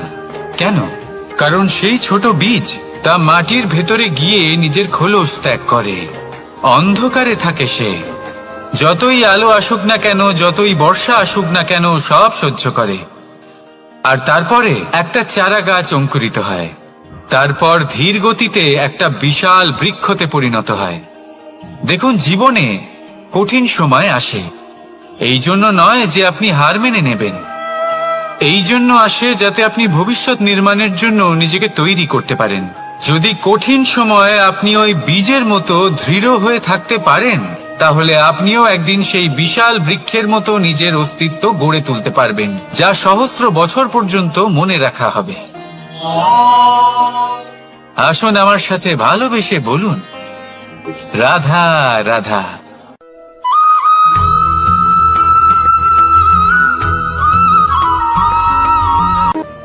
সাফল্য কে না চান? সাফল্য লাভ করার, শিখরে পৌঁছানোর আলাদাই একটা আনন্দ রয়েছে। আর আপনজনদেরও কে না চান? প্রত্যেক মানুষ চান যেন জীবনে তার কোনো আপনজন থাকে, যারা সবসময় তাদের সাথে থাকবে, কারণ আপনজনের সাথেই তো সাফল্যের আনন্দ সব থেকে বেশি পাওয়া যায়। কিন্তু আসলে কি হয়, অনেক সময় সাফল্যের খোঁজে সেই পথে চলতে চলতে আমরা আপনদের থেকে দূরে চলে যাই। না চাইতেও দূরে চলে যেতে হয়, ওনাদের সাথে সময় কাটাতে পারি না। আর আমরা ভুলে যাই যে সাফল্যের আসল আনন্দ আপনজনদের সাথেই পাওয়া যায়। সফল হওয়ার পরে আপনদের সাথে দেখা হলে তাদের চোখে আমাদের জন্য যে আবেগ থাকে, যে সম্মান, যে প্রেম থাকে, সেটাই হলো আসল পুরস্কার। আমরা সেই কথা ভুলে যাই এবং একা হয়ে পড়ি। বেশিরভাগ সময় এটাই হয়, বেশিরভাগ সময় সফল মানুষগুলি একা হয়ে যান। এবার আপনি কি চান? আপনি অসফল হয়ে দিনগুলি একাকিত্বে কাটাতে চান, নাকি সফল হয়ে আপনজনদের সাথে আনন্দে থাকতে চান? সেই সিদ্ধান্ত আপনার। সাফল্যের পেছনে ছুটুন, নিজেকে উজাড় করে দিন, কিন্তু আপনজনদের সঙ্গ ত্যাগ করবেন না। সেই আপনজন যারা আপনার সাফল্যের জন্য দায়ী, সেই আপনজন যিনি আপনার সাফল্যে আনন্দ পান, সুখ লাভ করেন, তাদের কখনো ত্যাগ করবেন না। আসুন আমার সাথে ভালোবেসে বলুন, রাধা রাধা।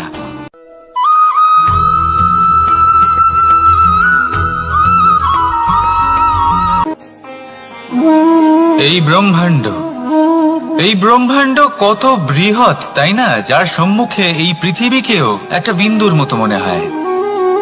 আর এই পৃথিবীতে আমরা কে হই, আমাদের আকার কি রকম, আমাদের অস্তিত্বই বা কি?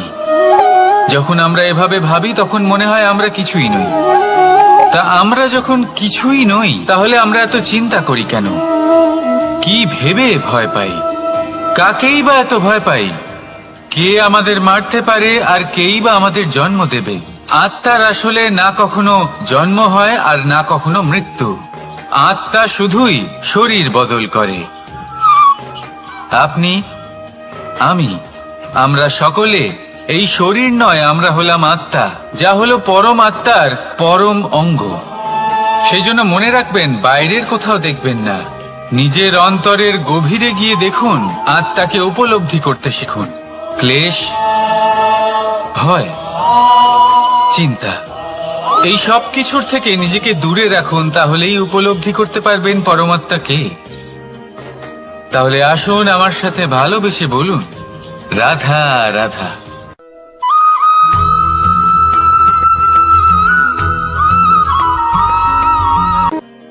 মানুষ আর ধন, এই দুইয়ের মধ্যে সম্পর্ক খুব ঘনিষ্ঠ। ধন হলো সেই শক্তি যার ব্যবহার মানুষ করে থাকে সাংসারিক বস্তু ক্রয় করার জন্য, নিজের জীবন যাপন করার জন্য।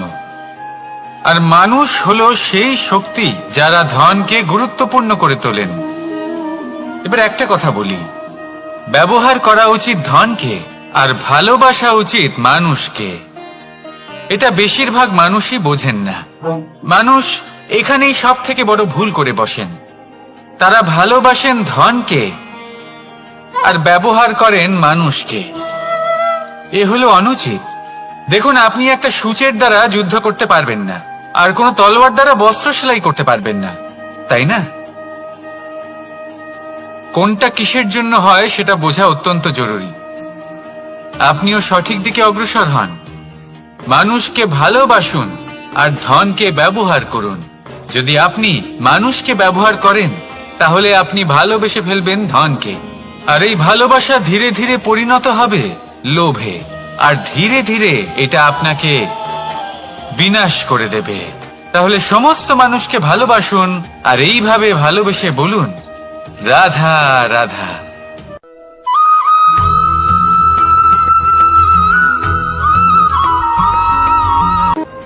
পরিবর্তন এই সংসারের শাশ্বত নিয়ম।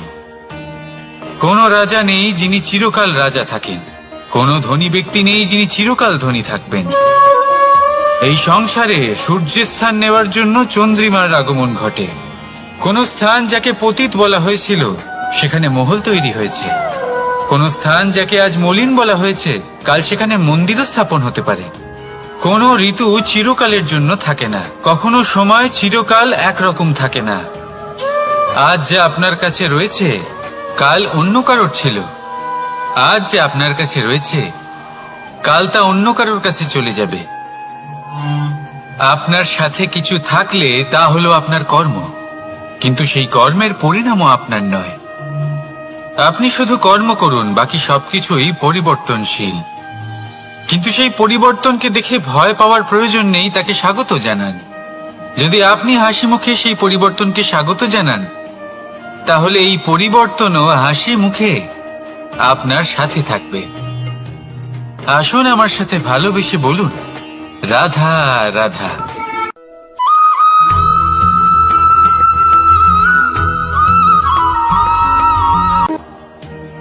বল, শক্তি, পরাক্রম এই সংসারের বিকাশের মূল। কিন্তু কখনো ভেবেছেন যে প্রকৃতি আমাদের এই বল, শক্তি, পরাক্রম কেন দিয়েছেন? যাতে আমরা জীবনে কারোর উদ্ধার করতে পারি, কাউকে সাহায্য করতে পারি, কারোর জন্য ভালো কিছু করতে পারি, কোনো গরিব অসহায় মানুষের জন্য কিছু করতে পারি। এই বল, এই শক্তির সদ্ব্যবহার করতে পারি। কখনো দেখেছেন এমন মানুষ যার কাছে অসীম শক্তি আছে কিন্তু তার সাথেই অসম্ভব অহংকারও রয়েছে, যিনি নিজেকে সর্বশ্রেষ্ঠ বলে মনে করেন, খারাপ কাজও করেন। আপনি দেখবেন প্রকৃতি এবং মানুষ তাকে ভাঙতে সর্বদা চেষ্টা করেন। মনে রাখবেন, যতই সুবিশাল পর্বত হোক না কেন, তা যদি পথে পড়ে তাকে ভেঙে পথ প্রশস্ত করা হয়। যদি আপনার কাছে বল থাকে, শক্তি থাকে, পরাক্রম থাকে, তাহলে তার সদ্ব্যবহার করুন, কাউকে সাহায্য করুন, কাউকে রক্ষা করুন। যদি আপনি আপনার শক্তির দুর্ব্যবহার করেন, তাহলে মনে রাখবেন আপনি নিজের বিনাশ নিজেই আমন্ত্রণ করছেন। এবার বল অর্জন করার পরে, শক্তি অর্জন করার পরে আপনি নিজেকে বিনাশ করতে চান নাকি এই সংসারের উদ্ধার করতে চান, সিদ্ধান্ত আপনার। রাধা রাধা।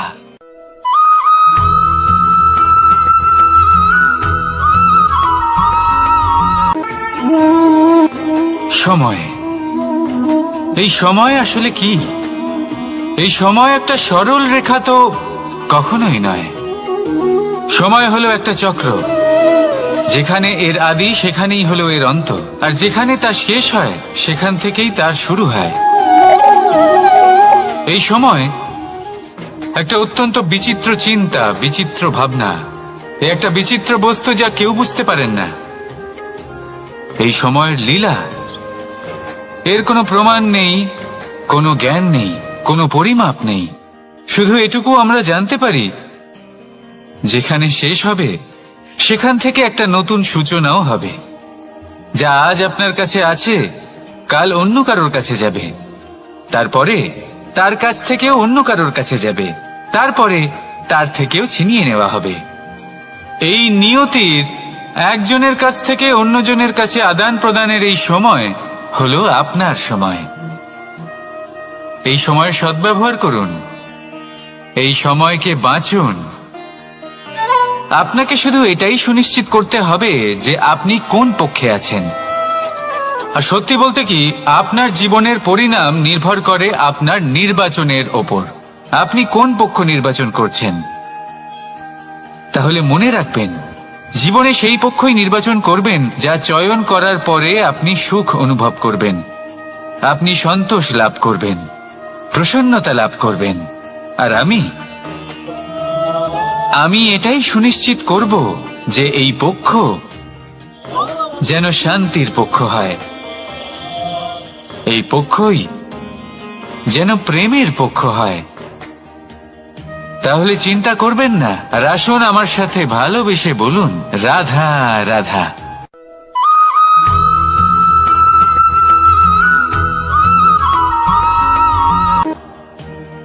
বল, শক্তি, পরাক্রম এই সংসারের বিকাশের মূল। কিন্তু কখনো ভেবেছেন যে প্রকৃতি আমাদের এই বল, শক্তি, পরাক্রম কেন দিয়েছেন?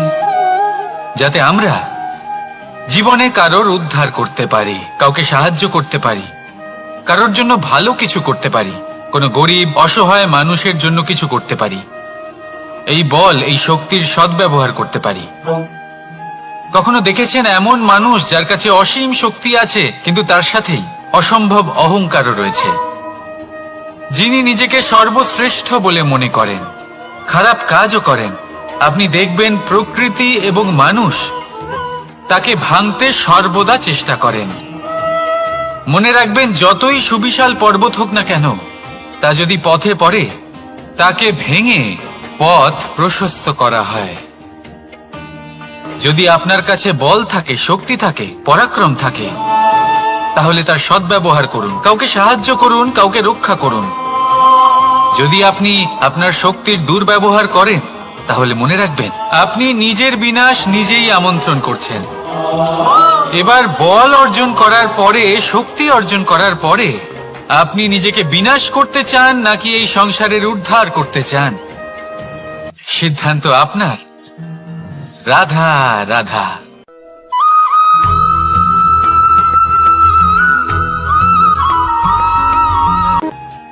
দৃষ্টি আর দৃষ্টিভঙ্গি, এই সমগ্র লীলা হলো এই দুইয়ের। বিচিত্র হতে পারে, কিন্তু এটাই সত্যি।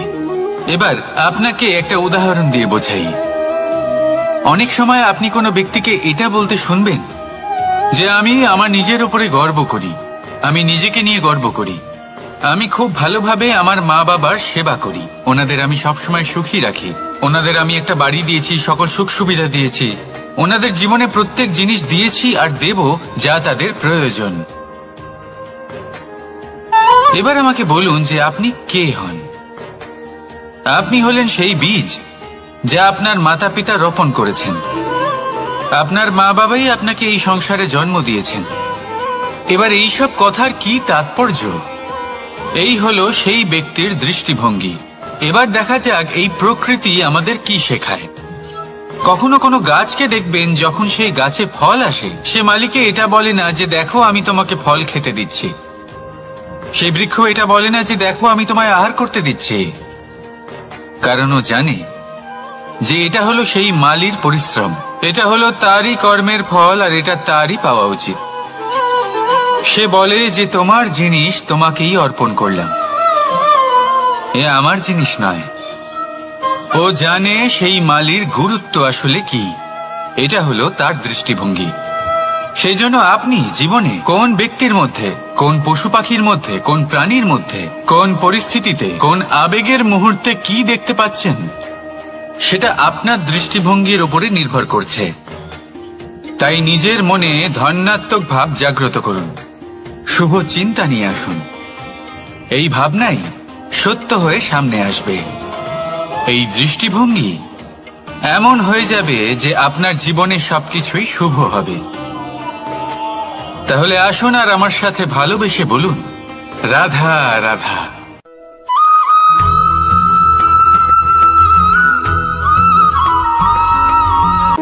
আপনি কি কখনো জলকে নিজের মুঠোতে ধরে রাখার চেষ্টা করেছেন? চলুন আজ করা যাক।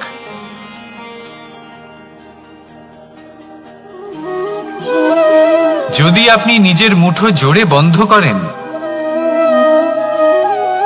জল ধরে রাখতে পারবেন না। যদি আপনি তাকে এমনি বইতে দেন, তাহলে ও নিজের পথ নিজেই করে নেবে, আর আপনার হাতেও থেকে যাবে। আমাদের জীবনও হলো কিছুটা এরকম, জলের মতো। নিজের পথ নিজেই করে নেয় এই জীবন। প্রত্যেক সমস্যার সমাধান নিজেই করে নেয় এই জীবন। তাই জীবনে যখন কোনো পরিস্থিতি আমাদের প্রতিকূল হয়ে থাকে, কিছুই হয়তো আমরা বুঝতে পারছি না, কিছুই যখন বসে থাকে না, তখন আমরা হতাশ হয়ে পড়ি, নিরাশ হয়ে পড়ি। আর এটাই করা উচিত নয়। শান্ত মনে দেখতে হবে যে এই জীবনে আসলে কি ঘটে চলেছে। কষ্ট সবাই ভোগ করেন। কষ্ট পেলে কেউ রেগে যান, রেগে গিয়ে পরাক্রম দেখান। এটাই তো করা উচিত নয়। শান্ত মনে সেটাই করতে হবে যা জীবন আমাদের শেখাতে চাইছে। জীবন আমাদের সব শিখিয়ে দেবে, শুধু মনে রাখবেন কখন প্রয়াস করতে হবে আর কখন আমাদের প্রতীক্ষা করতে হবে, সেটা আগে আপনাকে বুঝতে হবে। তাহলে আসুন আমার সাথে ভালোবেসে বলুন, রাধা রাধা।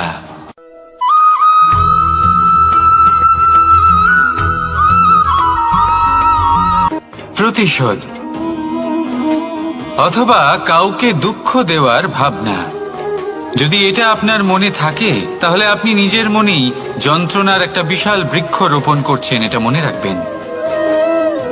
কারণ কাউকে দুঃখ দেবার এই ভাবনা, এটা হলো সেই বীজ যা আপনার মনেই পতিত হবে, আপনার মনেই অঙ্কুরিত হবে, আর আপনার মনেই একটা বিশাল বৃক্ষরূপে বেড়ে উঠবে। জীবন আপনার, কর্ম আপনার, কাউকে দুঃখ দেবার ভাবনা আপনার ছিল, এই বৃক্ষ হলো আপনার, তাই এর ফলও আপনিই পাবেন, যা গ্রহণও আপনাকেই করতে হবে। মনে রাখবেন, যে মানুষ এটা ভাবে যে আমি ওকে দুঃখ দেব, ওকে কষ্ট দিতে চাই আমি, সেই মানুষই দুঃখ আর কষ্ট পেয়ে থাকে। যদি সেই জায়গায় আপনি এটা ভাবেন যে আমি কাউকে সুখী করে তুলতে চাই, কাউকে সুখ প্রদান করতে চাই, তাহলে তারও বীজ আপনার মনেই রোপণ হবে, বৃক্ষে পরিণত হবে, যার ফলও আপনিই পাবেন। এখানে বিষয়টা হলো শুধু মানসিকতার চিন্তা, যা সত্য হয়ে আপনার সামনে আসে। তাহলে এই মানসিকতা শুভ করুন, সবার জন্য মঙ্গল কামনা করুন। অন্যের মনে আপনার জন্য ভালো চিন্তা থাকুক বা না থাকুক, আপনি সবার জন্য শুভ চিন্তা করে কর্ম করতে থাকুন, তাহলে আপনার সাথেও ভালোই হবে। তাহলে আসুন আর আমার সাথে ভালোবেসে বলুন, রাধা রাধা।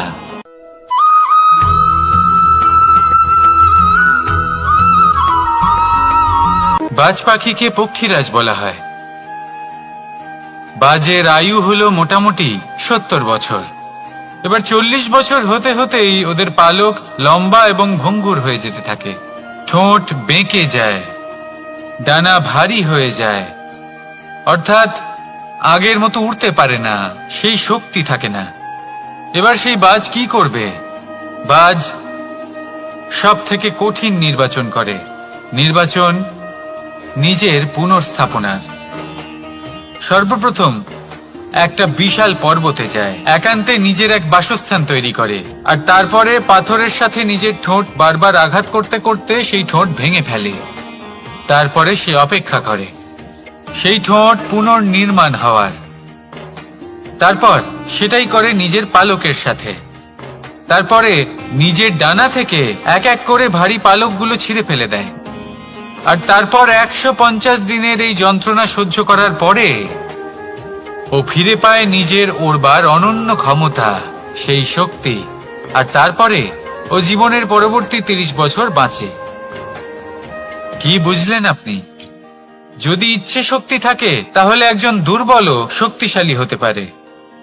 আপনিও এটাই করুন, নিজের অতীতের যন্ত্রণার বোঝাগুলিকে ত্যাগ করুন, আর কল্পনার খোলা আকাশে উন্মুক্ত হয়ে উড়ে বেড়ান। নিজের পুনর্স্থাপনা করুন, তবেই সর্বশ্রেষ্ঠ হতে পারবেন। আর মনে রাখবেন, এই ছোট ছোট পদক্ষেপই বড় বড় শিখরে পৌঁছে দিতে পারে। তাহলে আসুন আর আমার সাথে ভালোবেসে বলুন, রাধা রাধা।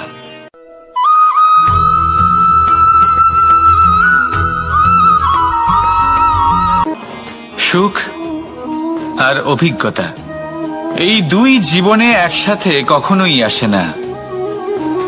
মনে রাখবেন, যেখানে সুখ থাকে সেখানে অভিজ্ঞতা থাকে না, আর যখন এই সুখ আমাদের জীবন থেকে দূরে চলে যায়, তখন আমাদের জীবনে আসে এই অভিজ্ঞতা, পরমাত্মা, প্রকৃতি, নিয়তি। এই অভিজ্ঞতাকে আমাদের জীবনে পাঠান যাতে আমরা একটা অত্যন্ত গুরুত্বপূর্ণ শিক্ষা, একটা জ্ঞান প্রাপ্ত করতে পারি। এই অভিজ্ঞতা আমাদের শেখায় যে অতীতে এমন কি হয়েছিল যা আমাদের করা উচিত হয়নি। আমাদের শেখায় ভবিষ্যতে এমন কি আছে যা আমাদের করা উচিত আর কি করা উচিত নয়। দেখতে গেলে এই অভিজ্ঞতা আমাদের সেই শিক্ষা দেয় যার জন্য আমরা সুখের দিকে উচিতভাবে অগ্রসর হতে পারি। সেই জন্য জীবনে যখনই দুঃখ আসবে, দুঃখের এই সময় আসবে, তখন হতাশ হবেন না। বোঝার চেষ্টা করুন এই পরিস্থিতি কেন এসেছে, কি শিক্ষা দিতে এসেছে। যদি আপনি সেই জ্ঞান লাভ করেন, সুখের পথে অগ্রসর হন, তাও উচিত রূপে, তাহলে এই অভিজ্ঞতার উদ্দেশ্য পূরণ হয়ে যায়। তাহলে আসুন আর আমার সাথে ভালোবেসে বলুন, রাধা রাধা।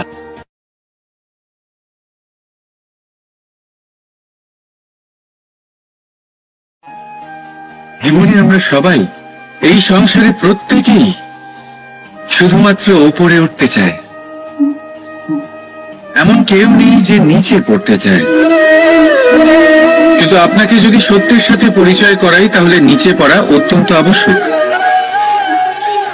যখন আপনি নিচে পড়েন, তখন সর্বপ্রথম আপনার মনে পড়ে ওপরে যখন ছিলেন সেই স্থান, সেই সময় এবং তার গুরুত্ব কি ছিল। তার থেকেও বড় শিক্ষা, আপনার যখন পতন ঘটে তখন আপনি বুঝতে পারেন আপনার আপন কে আর আপনার পর কে। কে আপনার শুভাকাঙ্ক্ষী আর তারা কে যারা আপনাকে ঈর্ষা করেন, আপনাকে ঘৃণা করেন। দেখুন, যখন আপনার পতন ঘটে, সেই সময় যিনি হাত বাড়াবেন আপনাকে সাহায্য করার জন্য, উনিই আপনার আপনজন। আর যখন আপনার পতন ঘটে, তখন শান্ত হয়ে দেখবেন যে আপনাকে দেখে হাসছে সেই আপনার পর। আর এই আপনজন আর পরের জ্ঞান তখনই হবে যখন আপনার পতন ঘটবে, তখন নয় যখন আপনি উন্নতি করছেন। সেই কারণে পতনকে কখনো ভয় পাবেন না। এটা আপনাকে জীবনের খুব বড় এক শিক্ষা দিয়ে যায়। রাধা।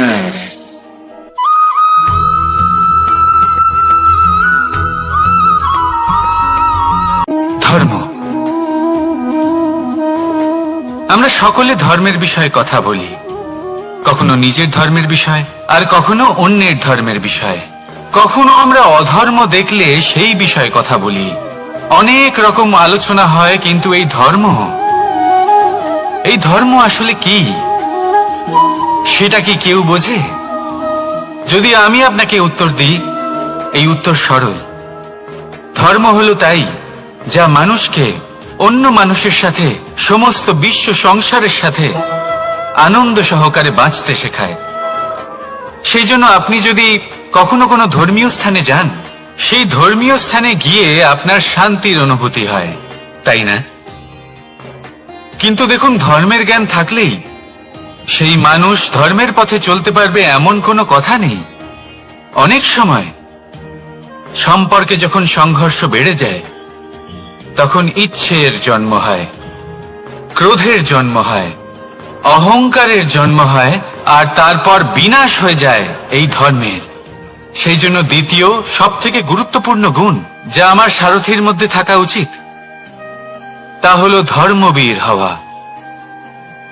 এবার দেখতে হবে সেটা এই যে কে হবে সেই ব্যক্তি যিনি এই স্বয়ম্বরে নিজের ধর্মে অটল থাকবেন।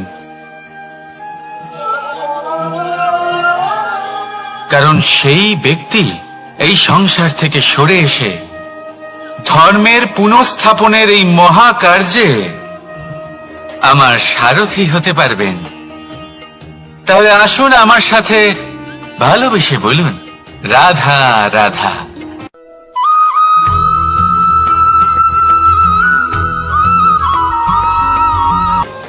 প্রেম এই সংসারে এসেছিল এই সংসারকে প্রেমের শিক্ষা দেওয়ার জন্য, এই জীবনের সুখের অনুভূতি আসলে কি তা শেখানোর জন্য।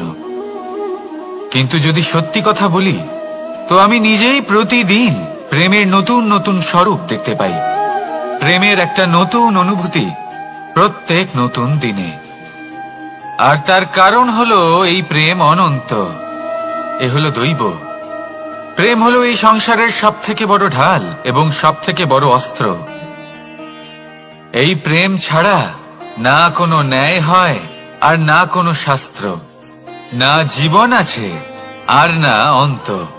এবার যদি এই প্রেম মনের মধ্যে বাস করতে শুরু করে, তাহলে কখনো কোনো সমস্যাই হবে না, আর যদি হয়েও থাকে তাহলে তা স্থায়ী হবে না। এই প্রেম কি না করতে পারে? এই প্রেম সমস্ত সমস্যা মিটিয়ে ফেলতে পারে। আপনার মনের মধ্যে অহংকারকেও বিনাশ করে দিতে পারে। আপনাকে সাক্ষাৎ ঈশ্বরের সাথে দেখা করাতে পারে। তাই প্রেমের দ্বারা প্রয়াস করতে থাকুন। এই সংসারের প্রত্যেক মানুষকে, প্রত্যেক বস্তুকে, প্রত্যেক জীব জন্তুকে ভালোবাসবেন। আর এই প্রেমের দ্বারাই বলুন রাধা রাধা।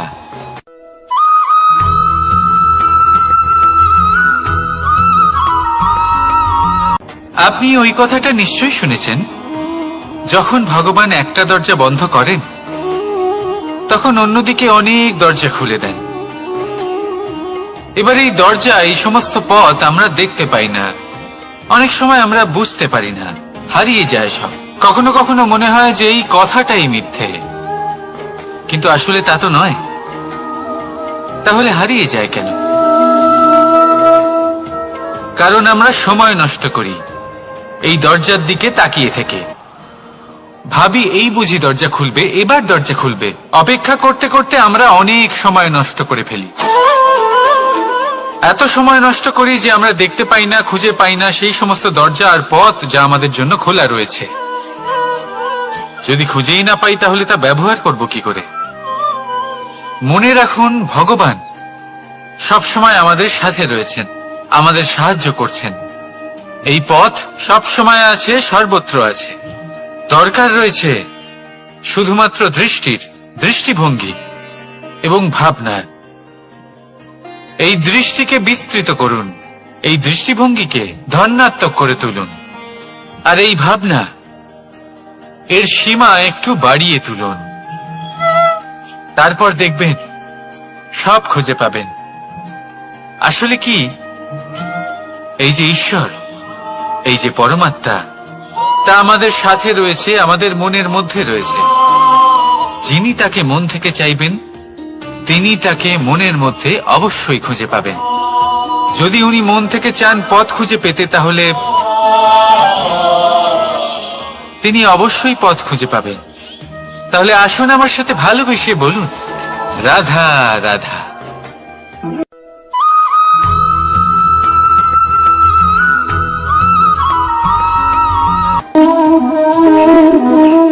প্রশান্তি জড়িত নিদ্রা মানুষের জীবনের একটা অত্যন্ত গুরুত্বপূর্ণ সুখ এবং প্রয়োজনীয়তাও।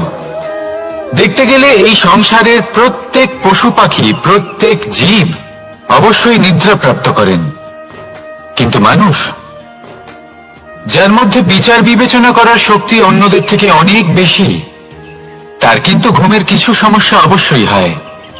কি বলেন? তাই তো। এবার এর কারণ কি? চিন্তা। এবার চিন্তা আমাদের সবার জীবনে আছে। আমরা সকলে জানি যে চিন্তা কখনো আমাদের সাহায্য করে না, তাও আমাদের জীবনে আছে। কেন? চিন্তার মাধ্যমে কি কখনো কোনো সমস্যার সমাধান হয়েছে? অর্থের চিন্তা করলে কি অর্থ লাভ হয়? ভবিষ্যতের চিন্তা করলে কি ভবিষ্যৎ ঠিক হয়ে যায়? স্বাস্থ্যের চিন্তা করলে কি স্বাস্থ্য নিজে থেকেই ঠিক হয়? হয় না। তাহলে এই সব কিছু থেকে আমাদের একটা ছোট্ট শিক্ষা অবশ্যই লাভ করা উচিত।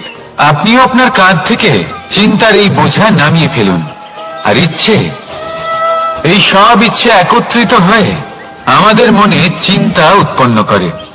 তাই এই চিন্তাগুলিকে ত্যাগ করুন। প্রকৃতির প্রেমের উপর বিশ্বাস রাখুন। মনে রাখবেন, যিনি চিন্তা মুক্ত হবেন তিনি চিতা মুক্ত হবেন। সুখের নিদ্রা প্রাপ্ত করুন, আর নিদ্রায় যাবার আগে আমার সাথে ভালোবেসে বলুন রাধা রাধা।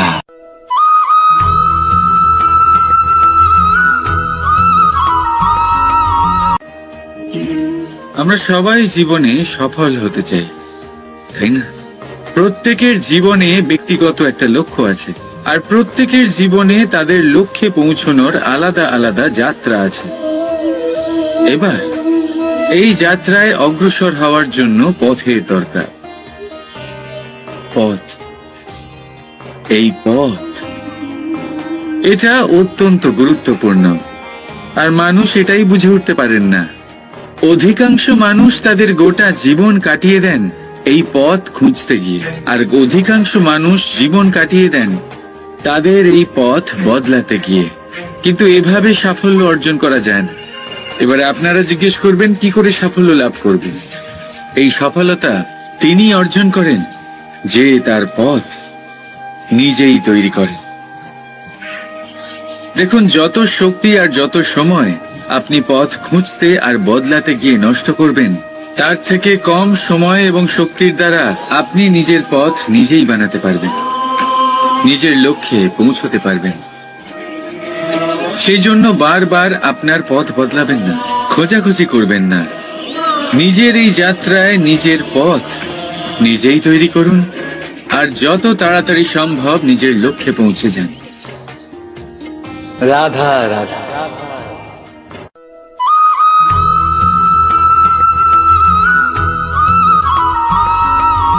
আর নিদ্রায় যাবার আগে আমার সাথে ভালোবেসে বলুন, রাধা রাধা।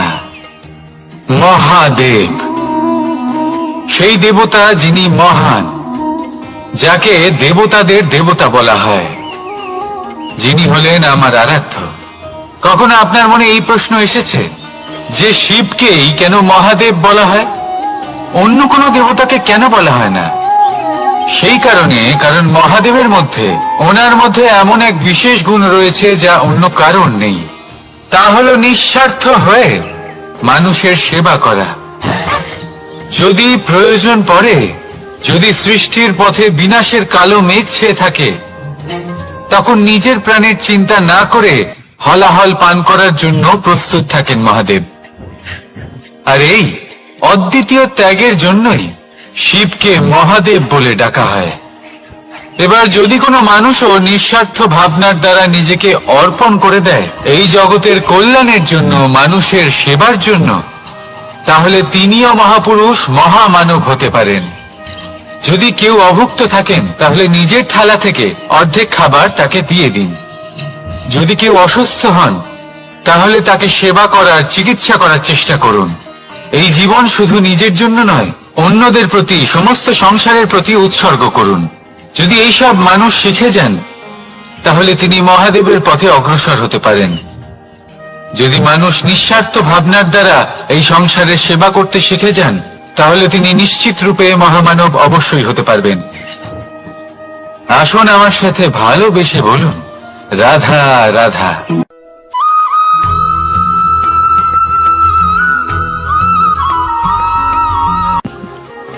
সময়, এই সময় না কোনো ব্যক্তি, না জীব, না বস্তু, তাও সময় জীবিত থাকে।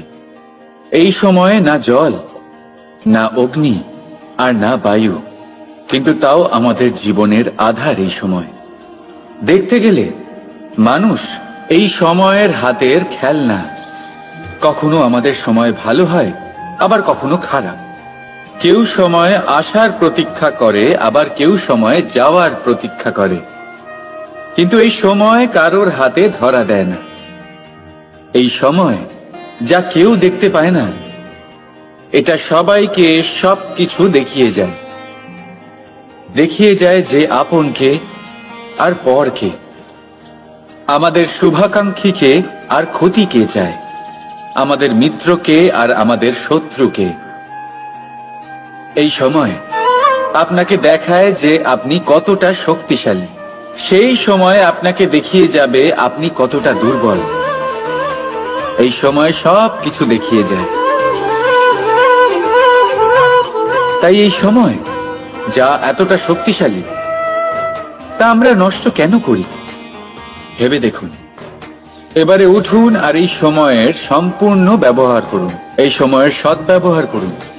কারণ এই সময়কে ব্যবহার করাটাই আপনার হাতে রয়েছে, আর কিচ্ছু না। আর এই সময় একবার বয়ে গেলে তখন যাই করুন না কেন কখনো ফেরত আসবে না। সময়ের সদ্ব্যবহার করুন আর সবার মধ্যে আনন্দ ছড়ান। আর আসুন আমার সাথে ভালোবেসে বলুন, রাধা রাধা।